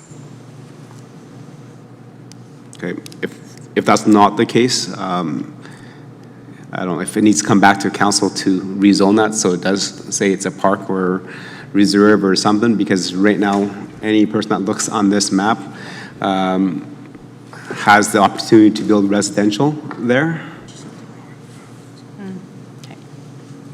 Thank you, Your Worship. We can have a look at that. Okay. And then just going up north of that, so just keep that highlighted, going north, just off 48th Street and 53rd Avenue. So just about 54th Avenue. There's a sliver of there that is red, which is commercial based on our land use. Any indications of what we can use for that sliver of red? Because it doesn't look like it's big enough to do anything. And is it accessible for residents to use, since this is a town-owned lot? As mentioned in the presentation, that we try to keep these areas open for all residents to use because it's town-owned. We can also have a look at that piece of land, Your Worship, and follow up. Okay, and the same question would be to the sliver of red that's directly north of that, off 53rd Avenue. There is a tiny sliver of land there that, as maybe Councillor Hanson mentioned earlier, would definitely be useless in terms of anything for the town to use or any other individual. Maybe that is excess land that we can get rid of. Okay, and then just slide over to 54th Avenue and where the Whispering Waters Manor is. Since I do sit on the Meridian Housing Foundation, through our mapping, it shows that there is town-owned land directly south of the Meridian Foundation, with the Whispering Waters Manor. But on this map, it does not show that. So can I ask if our town map is right, or is the Meridian Foundation's map correct? Your Worship, I would just ask for clarification about which parcel of property. So you're right now it says referencing. Whispering Waters Manor, which is an institution. And then directly south of that, on the Meridian Foundation's map, it shows that there's green space or town-owned land in that T, but here it does not show that. Can you pinpoint exactly where you're speaking? Your Worship, I believe if you look at that map that we got up there, you can see it's a little bit of a lighter shade. I think that land you're talking about, although I won't speak unequivocally, I think it may still show up as a road right-of-way, which is likely not showing up in the green as town-owned land on this particular map. I mean, if you take a look, the other parcels are they may be the parks and so on and specific lots, whereas that the land I believe you're speaking about, or the property I believe you're speaking about, is actually a road right-of-way. And the road right-of-ways that are held by the town and for the king, so to speak, are not identified the same if you're just looking at the map in front of us. So. Okay, so on the legend, as staff has showed us how to use, you can click on road right-of-way registrations, and it does show right-of-ways for Folkstone Place, Brickyard as again developed, so where the roads are in the future, but it does not show that in that location. Mr. Mayor, years ago, Meridian Foundation either purchased or was given that roadway to create a parking lot where there used to be a walk-through area that many people thought was a park. It was a green space that had been turned into a green space, but it was actually supposed to be a road. But had it been a road, it would have run right in to Meridian Foundation lands. If you're talking about that square there, directly south of Whispering Waters. Yes, so this square here. Yes. I was on council when we decided to sell that as excess, and we sold that to the Meridian Foundation. I'm talking about this road. There's a spot right there, and this line that goes straight across here. If you're talking about the line that runs south, I want to be real clear. Everything that's Can we north, zoom in there, please? Everything that's north of the fence that sits on the south side of Whispering Waters belongs to Whispering Waters. That includes the laneway. It's not a public laneway. That is a laneway that wraps Whispering Waters, and they left it that way for the purpose of firefighters to be able to get in there and any other traffic. Right. So a lot of people think that's a lane, but it's not a lane. It's not a publicly owned lane. Okay, so there is a laneway right here that services a lot that the town sold to the Meridian Foundation? That's a laneway, but it does not belong to the town. So right beside the fence yard, there's this additional laneway and this way that is not registered within our, That's some of that land that we were talking about the other day for whatever reason in council, where it was land that nothing was done about. And the people living in each one of those houses reached out and grabbed it. Some even fenced it in, and they've treated it as their yard for years, for decades. But I believe there was a decision made at some time that we would not press those people to move their fences back. And, but that was at different times than when that roadway was granted to Meridian Foundation to make a parking lot out of. So if you drive over to Meridian Foundation and turn left into that laneway, all of that is Meridian Foundation owned land. So a lot of people think it's a public laneway, it is not. Okay. Thank you, Councilor Hansard. Any other questions, comments for administration? I do on this subject. Go ahead. Sir. Go ahead. Okay, I just want to, if we're talking about this subject of the changes, I want to clarify where we are. The land management policy, correct? That is correct. Okay, I don't want to go off on something and be told I'm in the wrong place, because I don't like that. Your worship, my apologies. I just wanted to clarify for Councillor Hansard, we're not speaking about the policy at this point in time. We're just providing the land management report, which I is the item understand. prior to. Okay, thank you. Thank you. Okay. Do you have anything in terms of the management or what is listed on here? Okay, so Mr. Mayor, just for my clarity, we really have, if I'm hearing our general manager properly and you, your worship, that we have relatively few parcels that could be put to use to create potential tax dollars. Everything else is already publicly owned by the town of, I'm sorry, it's owned by the town, but it's for public use, like our parks and our trail systems and all of that. Do we know what that actual figure is of how much land is actually available that could be sold? And I'm sure it's being numbers that would be part of this 387.5 hectares. Your worship, through to Councillor Hansard, we don't typically present the report in terms of the translated market value of town-owned land, simply because we are providing a report on our current land inventory, and that it's it has an intended municipal public use.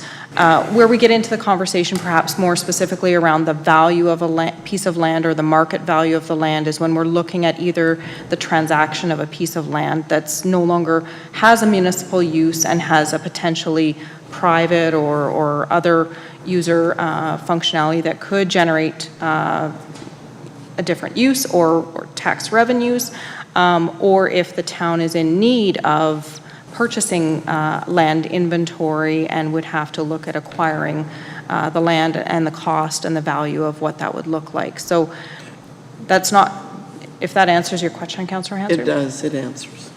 Thank you. Do anything else, Councilor Hansard? You said you had a couple more. I'll come back to you. Actually, mine bleeds over into the land management policy. Okay, any more questions for clear understanding from members of council? Okay. Just a quick question then. I think administration mentioned that through the previous years, we usually took the approach that if somebody wants the land for us, they'll come and approach us, and then we'll kind of make the assessment if it's warranted or not. So in terms of what Councillor Hansard said earlier about maximizing the land that we do have, that we do not foresee us ever using, or remnant parts or slivers, how does that process go in terms of, like, for example, that one sliver on 53rd Avenue that was just pointing out? It's a very, very small sliver. Mm-hmm. Like, we'll never ever use that for anything. Mm-hmm. Like, how does council or administration kind of go about to get rid of something like that? So that benefits the rest of our residents in terms of lower taxes or just having somebody else use it besides having it fenced off by somebody else.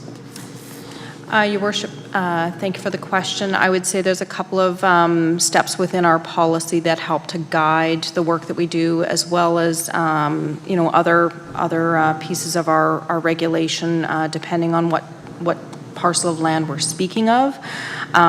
Typically, we would identify if there is an ability to assess the market value of the property itself. So we can use either internal or external appraisal mechanisms that can help guide us in determining what the value of that is. In some instances where we have adjacent property owners, I believe our policy dictates that we would seek out first to those neighboring property owners to identify an opportunity to sell the parcel directly to them, and determine the ability to merge that with them. So the value of the property in some of those smaller parcels, those slivers that you're talking about, can be very nominal, unless there's an ability to determine what the market value might be, and if there is any other potential purchasers outside of the neighboring property owners, that can often guide and determine, what would be the intended value of that property. Hopefully that answers your question, Your Worship. If not, please let me know if there's something further that's needed. Okay. No, that's a good comment. So another question in terms of that line, I think Councillor Anderson asked that prior, is that in terms of all the land that the town does currently hold in our inventory, is there an opportunity for council to review some of those lots to partner with, private industry or even different commissions or foundations to help us address the housing needs that we have in the community? I think the council, accepted a report in terms of the housing needs and what our shortfall is. If we have excess land that maybe is currently used now as a green space, but maybe more beneficial to be used in partnership with the Housing Foundation to build more affordable housing in our community, so that there is more attainable housing for our residents.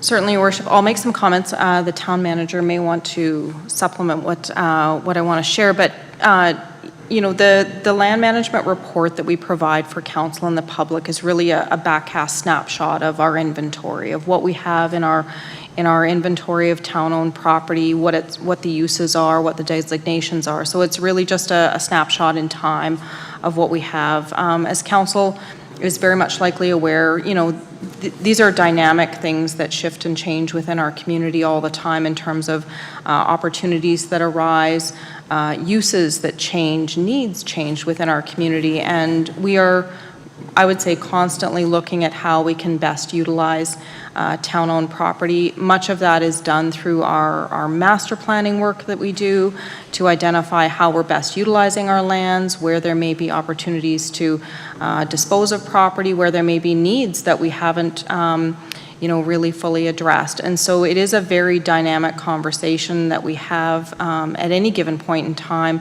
when we're dealing with land use matters, when we're dealing with facility matters, when we're dealing with community priorities, and needs for future use. So, and our partners as well. So certainly council has a role to play in seeking to identify and connect dots that we have between needs and uses in land that we have. So is there a point in time when council can help us to, connect some dots? Today, tomorrow, yesterday, going forward, at any point in time, I would say that there's an opportunity for that. Administration's also constantly reviewing that when we're dealing with our stakeholders and we're dealing with challenges that may be arising from property owners. So it is a very dynamic thing, and part of the reason why we have this policy is we recognize that dynamic nature of the town's property, the town's land, the uses that we have, and the need to really be nimble and responsive and yet provide some framework as to how we manage and transact the property that's under town ownership. Thank you for that. I see no more hands up. Thank you for the presentation. Councillor Meyer, 9.2, please. Yes, thank you, Your Worship. The Town Council accept the annual land management report for information. Okay. Thank you, Councillor Meyer. Any questions, comments, and debate on the motion to accept for information? Seeing none, call the question. All in favor? That is carried.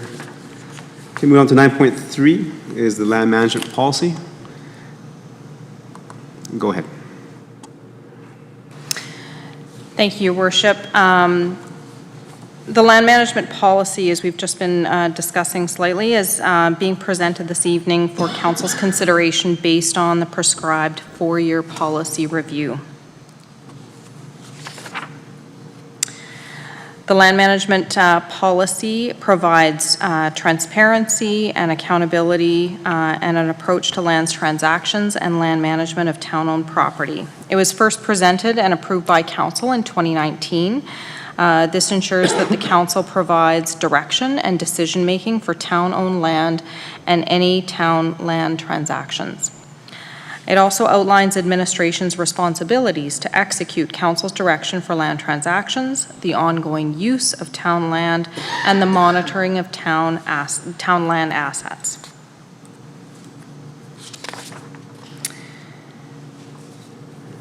So this slide kind of outlines, a very quick snapshot of the standards and tools that are outlined in the policy.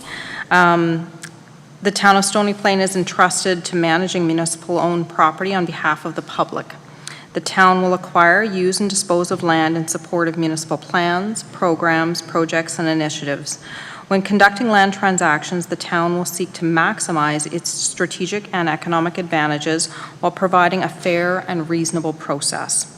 Land held by the town will endeavor to be maintained in a cost-effective manner that maximizes its use, preserves its value, and where appropriate, generates revenue for the town.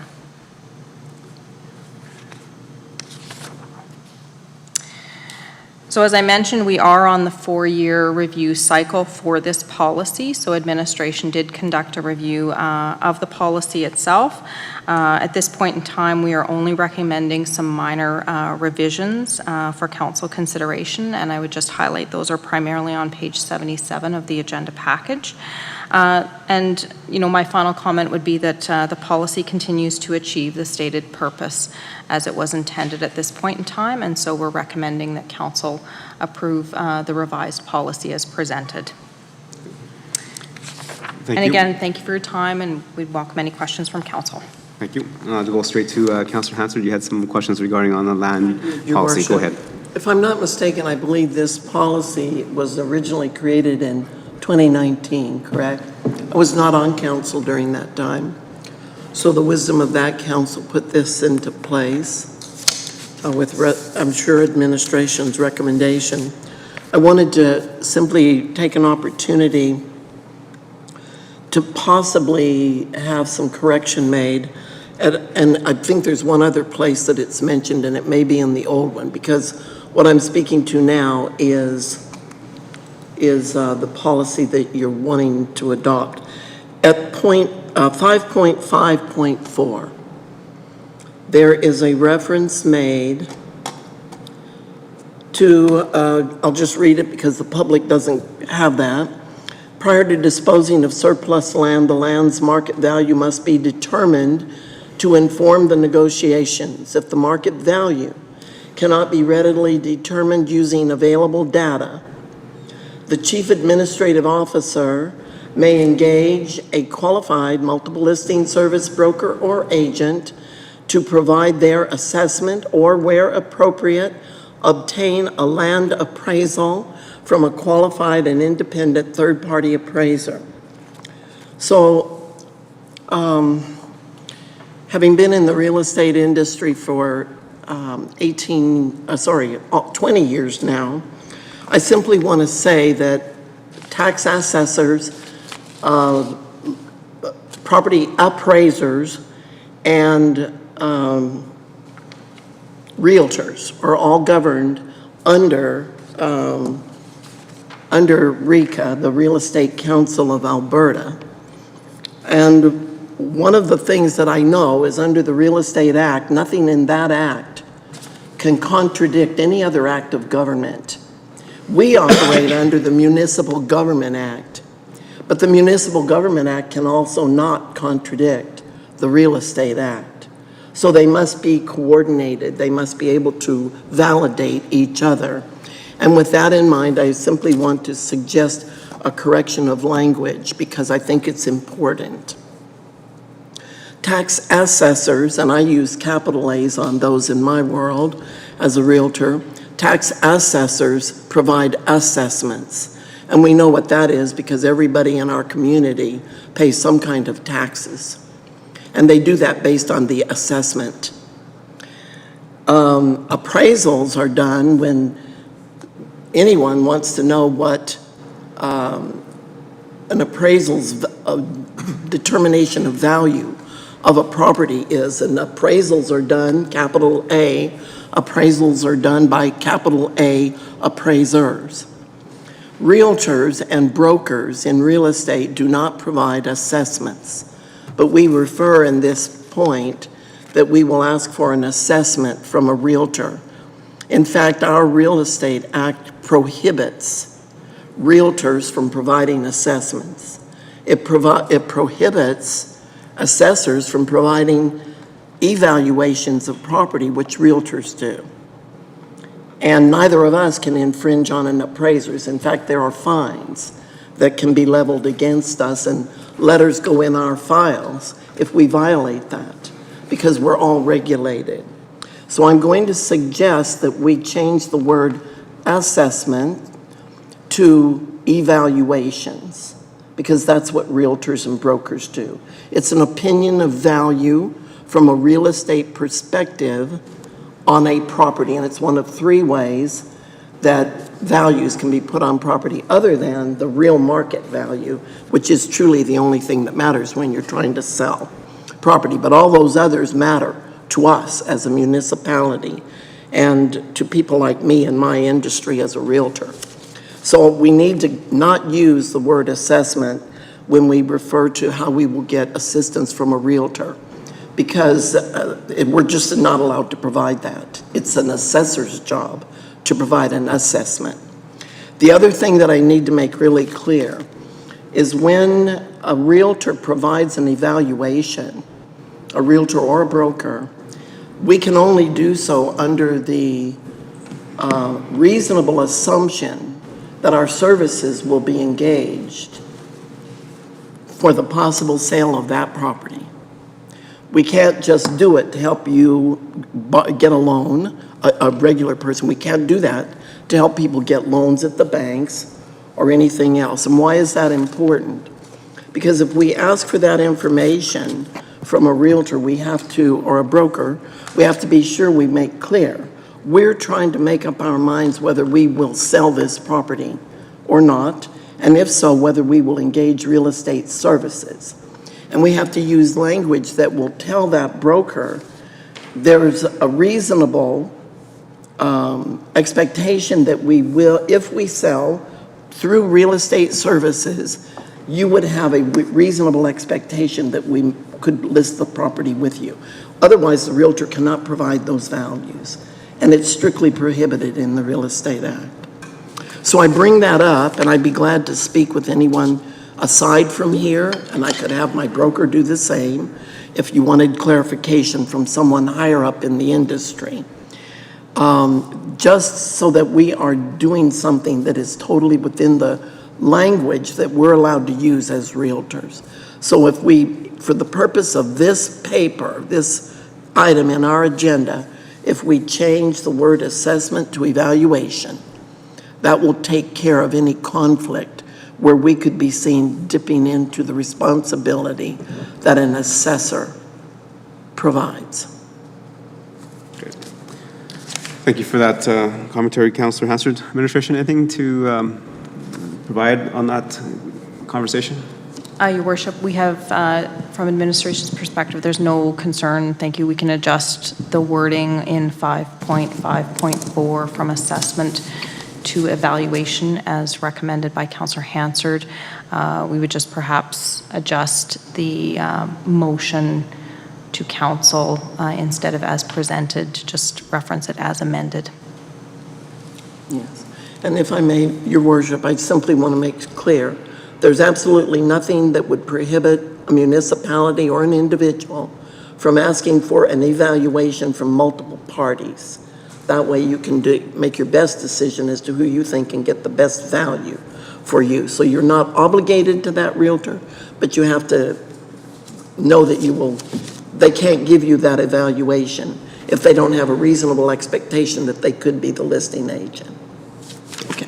Appreciate that, Thank Councilor you. Hansard. And I think one of the reasons why administration used the word assessment is when you use the dictionary to look up assessment, it says the act of assessing, appraisal, or evaluation. So I think that they use that So word they're seeing it as because it does cover it all. So interchangeable. Instead of being Okay.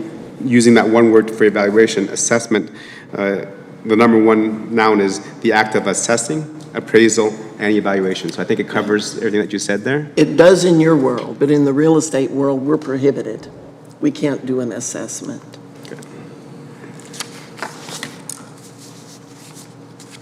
Okay, any other questions and comments regarding the policy? Okay, didn't see any either. So in terms of the comment by Councillor Hansard, is council okay with just making that change from assessment to evaluation so that there's no whatever thoughts of being an assessment versus an evaluation? Okay, so then that would have to be as amended then, not as presented? That's correct, Your Worship. Okay, So I have one other question. go ahead. I just want to clarify, because this valuable document was created in 2019. We're upgrading the language in it for clarity and understanding, I believe. Am I correct? That's correct. We are not giving any more authority to the office of the CAO than was already granted in this document. Am I correct about that? That is correct. So the track changes start on page 75, and everything that is crossed out was what was in the old policy from 2019. So as members of council can see, it's just changing when the next review date is, when it becomes effective, if council passes it today as amended, and they just change the land use prior number, and then also just change the terminology from town manager to chief administrative officer, and that's about it. Okay. And now with your suggestions, there'd be that one change on 5.54, which no longer uses the word assessment, now uses the word evaluation. Okay. So, Mr. Mayor, for clarity as well, we have an awful lot of responsibility we've designated that the Office of CAO may carry out on the town's behalf in dealing with the lands and properties that the town is responsible for.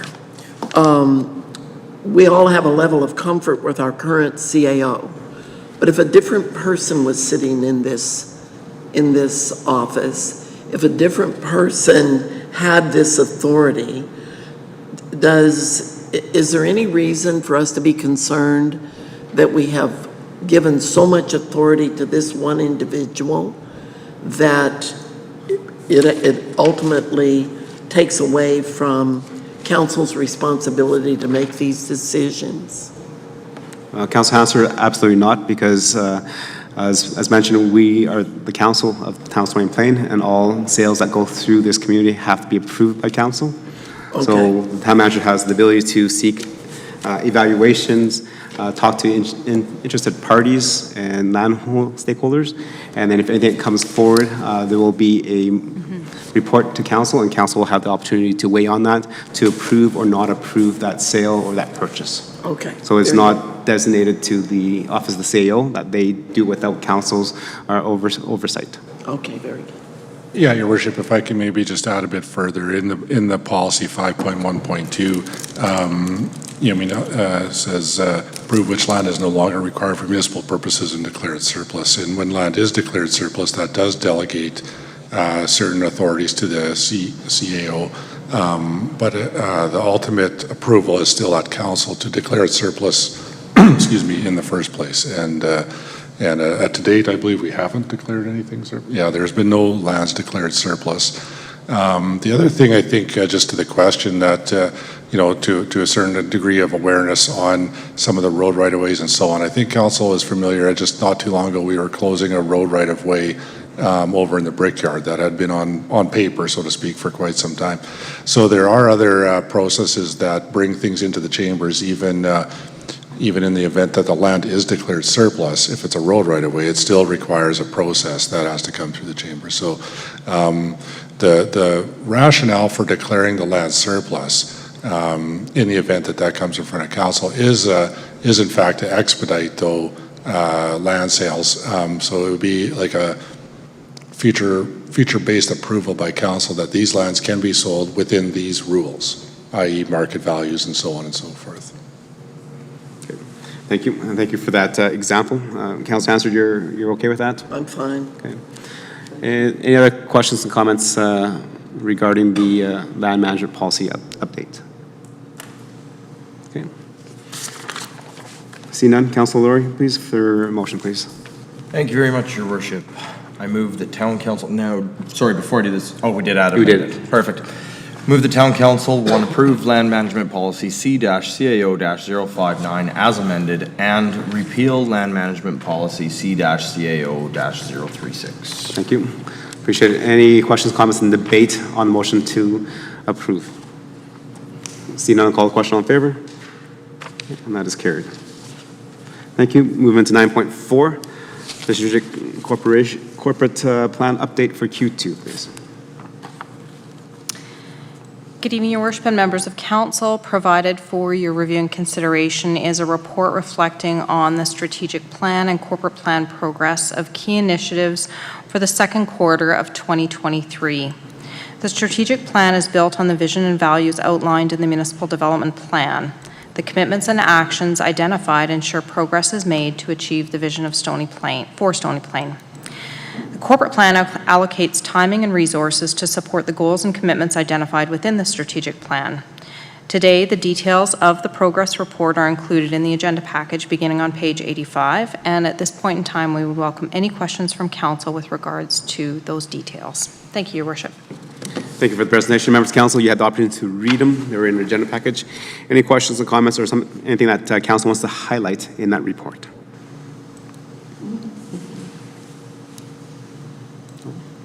Okay, I don't see any.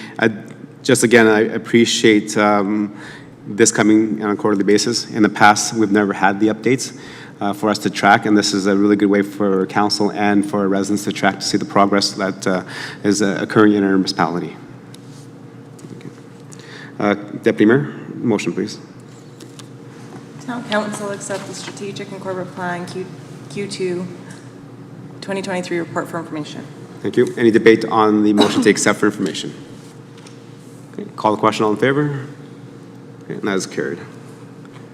Okay, moving on to 9.5 is the emergent resolution. Go ahead, administration.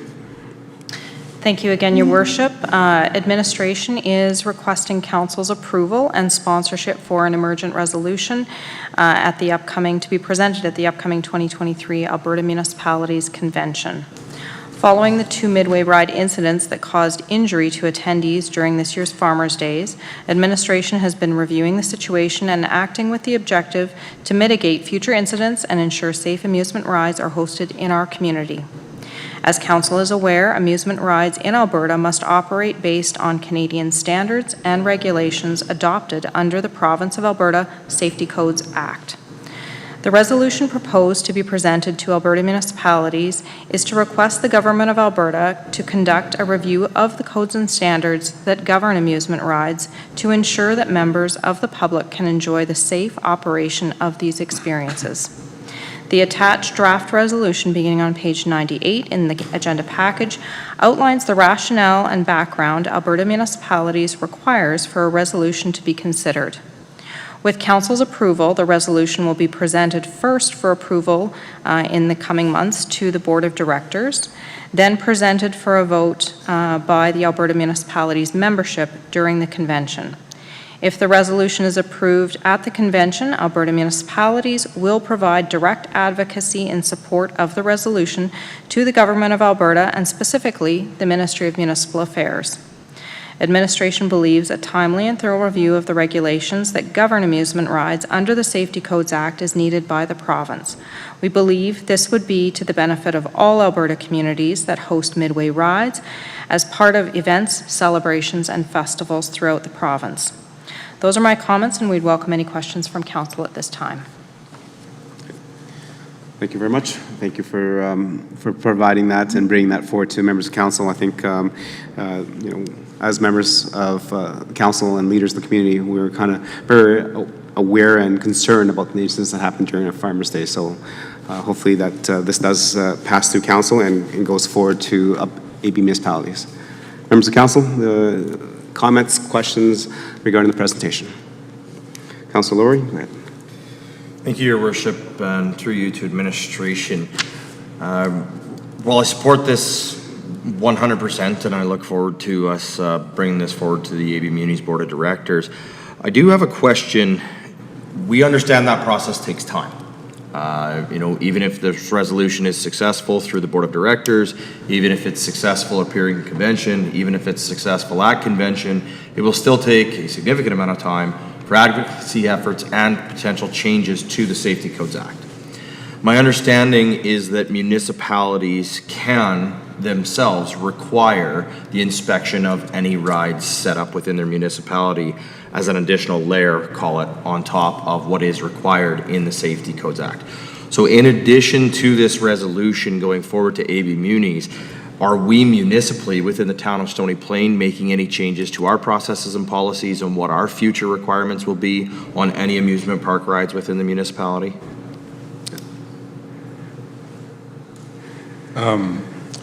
Yeah, Your Worship, through to Councillor Laurie.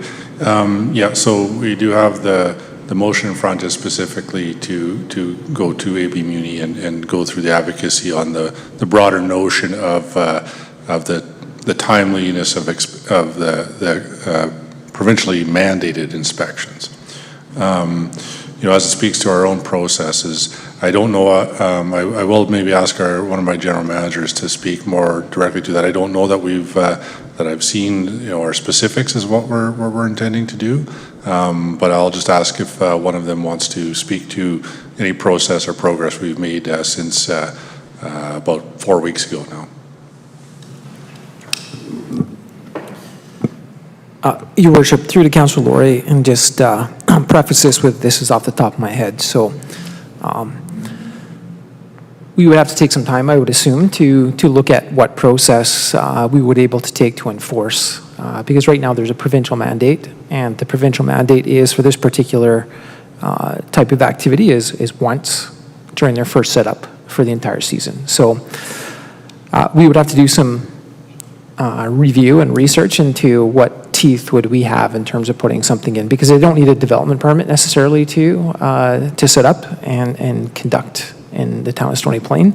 They rent our facility, so whether we included that in the facility rental, it's just a matter of if they don't produce it, what ramifications or what do we have to fall back on to say, sorry, you have to close up shop and drive away. Certainly, there's other impacts there that we would have to consider and think about, given the gravity of the event, the size of the event, the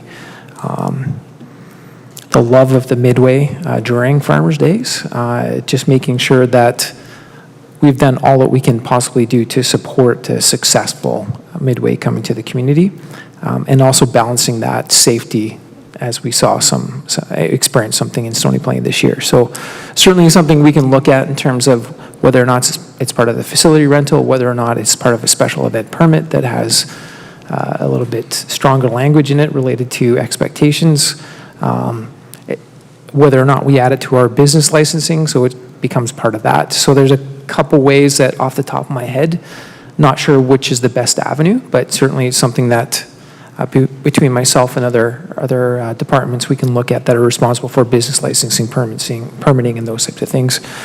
Look and see if it makes sense to go down that avenue in parallel to this potential provincial change happening.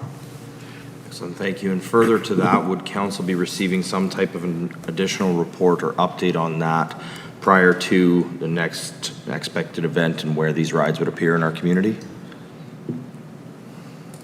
Your worship, I believe I would say at this point that we did not intend to have a follow-up report prior to what would be prior to next Farmers Days would be the time where we have events of these magnitude with these sorts of rides and so on. So short answer, I don't know that we had that intent at this point in time.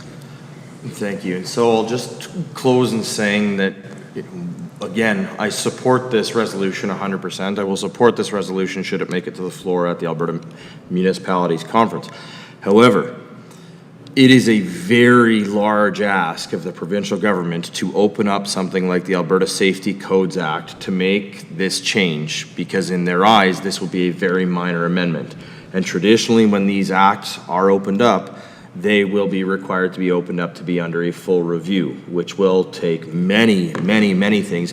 And there will be many industries out there who will oppose the opening of the Alberta Safety Codes Act to any changes because they do not want to see changes within their industry. So I think it is very prudent for us as the town of Stony Plain to be investigating the avenues that we have and that we will be able to use in the meantime, or in the event that unfortunately the Safety Codes Act maybe does not get opened up and this change is not seen there. So I do sincerely hope that we will be continuing to explore those avenues in parallel with this process, and that we will have something in place for the next Farmers Days in just a little under a year's time, because no matter what, in my heart of hearts, if this passes on the floor of AM in the fall, I do not expect that the act will have been opened by next May or June. So appreciate it. Again, I will be fully supportive of this, but I think we definitely need to take some action in the meantime. Thank you. Any other questions, comments? Okay.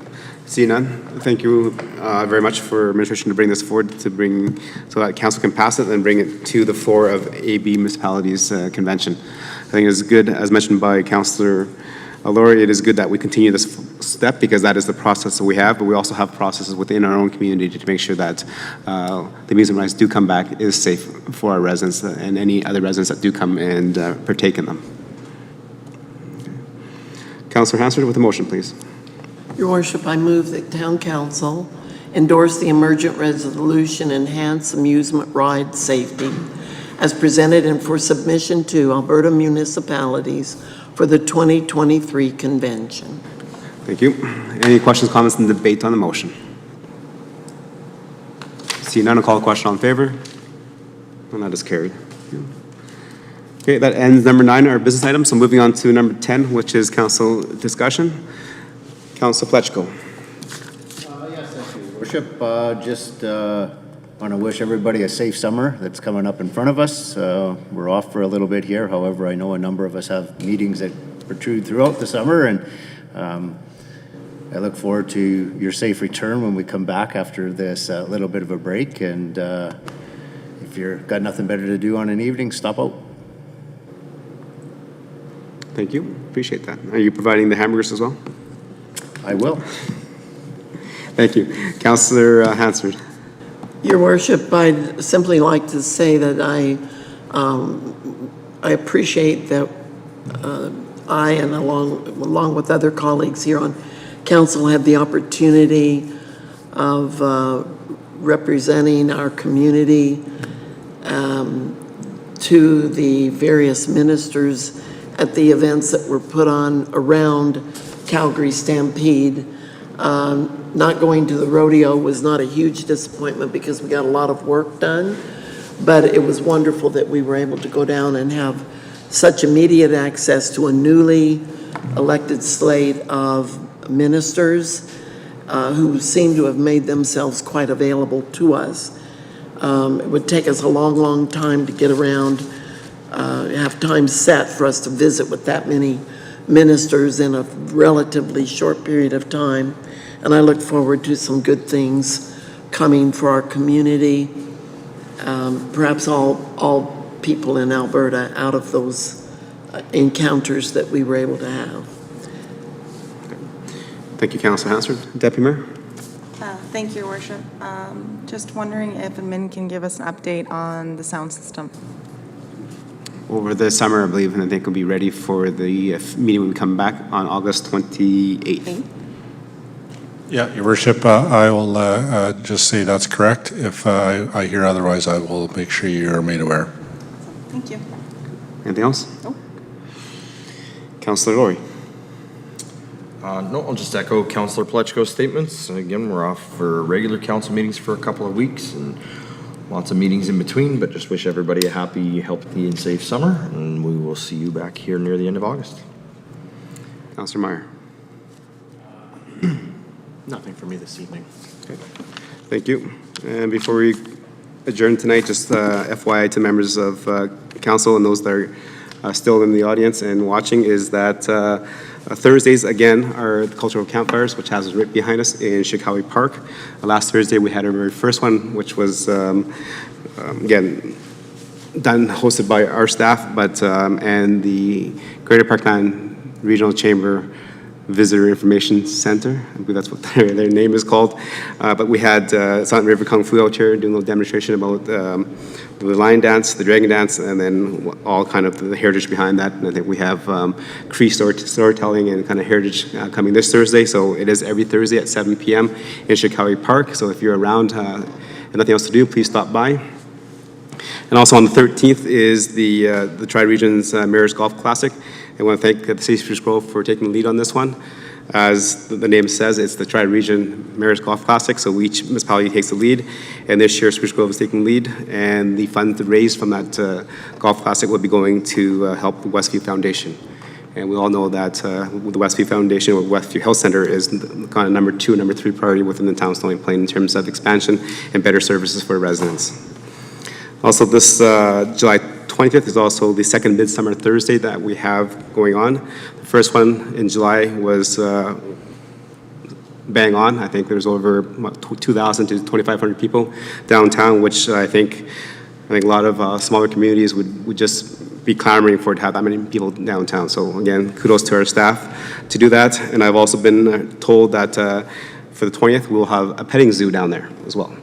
So on behalf of Town of Stony Plain, we want to thank Jill Dean Hoffman of Country Nail and Hair and also Country Market. She is sponsoring half the cost of the petting zoo. So that's a perfect example of our downtown businesses supporting the activities that are happening in our community to make sure that our residents have a better quality of life. And the next Midsummer Thursday is August 17th, so put that in your calendar if you're available. Again, some great things that do happen. And with that, we are adjourned for regular meetings, as mentioned by a few colleagues, that the next council meeting is August 28th. So hopefully everybody has some good rest. Try not to take too many committee meetings on, but that continues to happen throughout the summer as well, even though we don't meet to have a full-on meeting. There will be a special meeting coming up. There are some issues that we need to deal with, so I think there's a tentative date sent to the calendars of council. So when that has been firmed up and finalized, the hold will become out of your calendars, and a special meeting, council meeting, will be registered and set for that date. With that, have a great summer, and we'll see you back at the special council meeting and then at the regular council meeting if you're not there. We are adjourned. Thank you.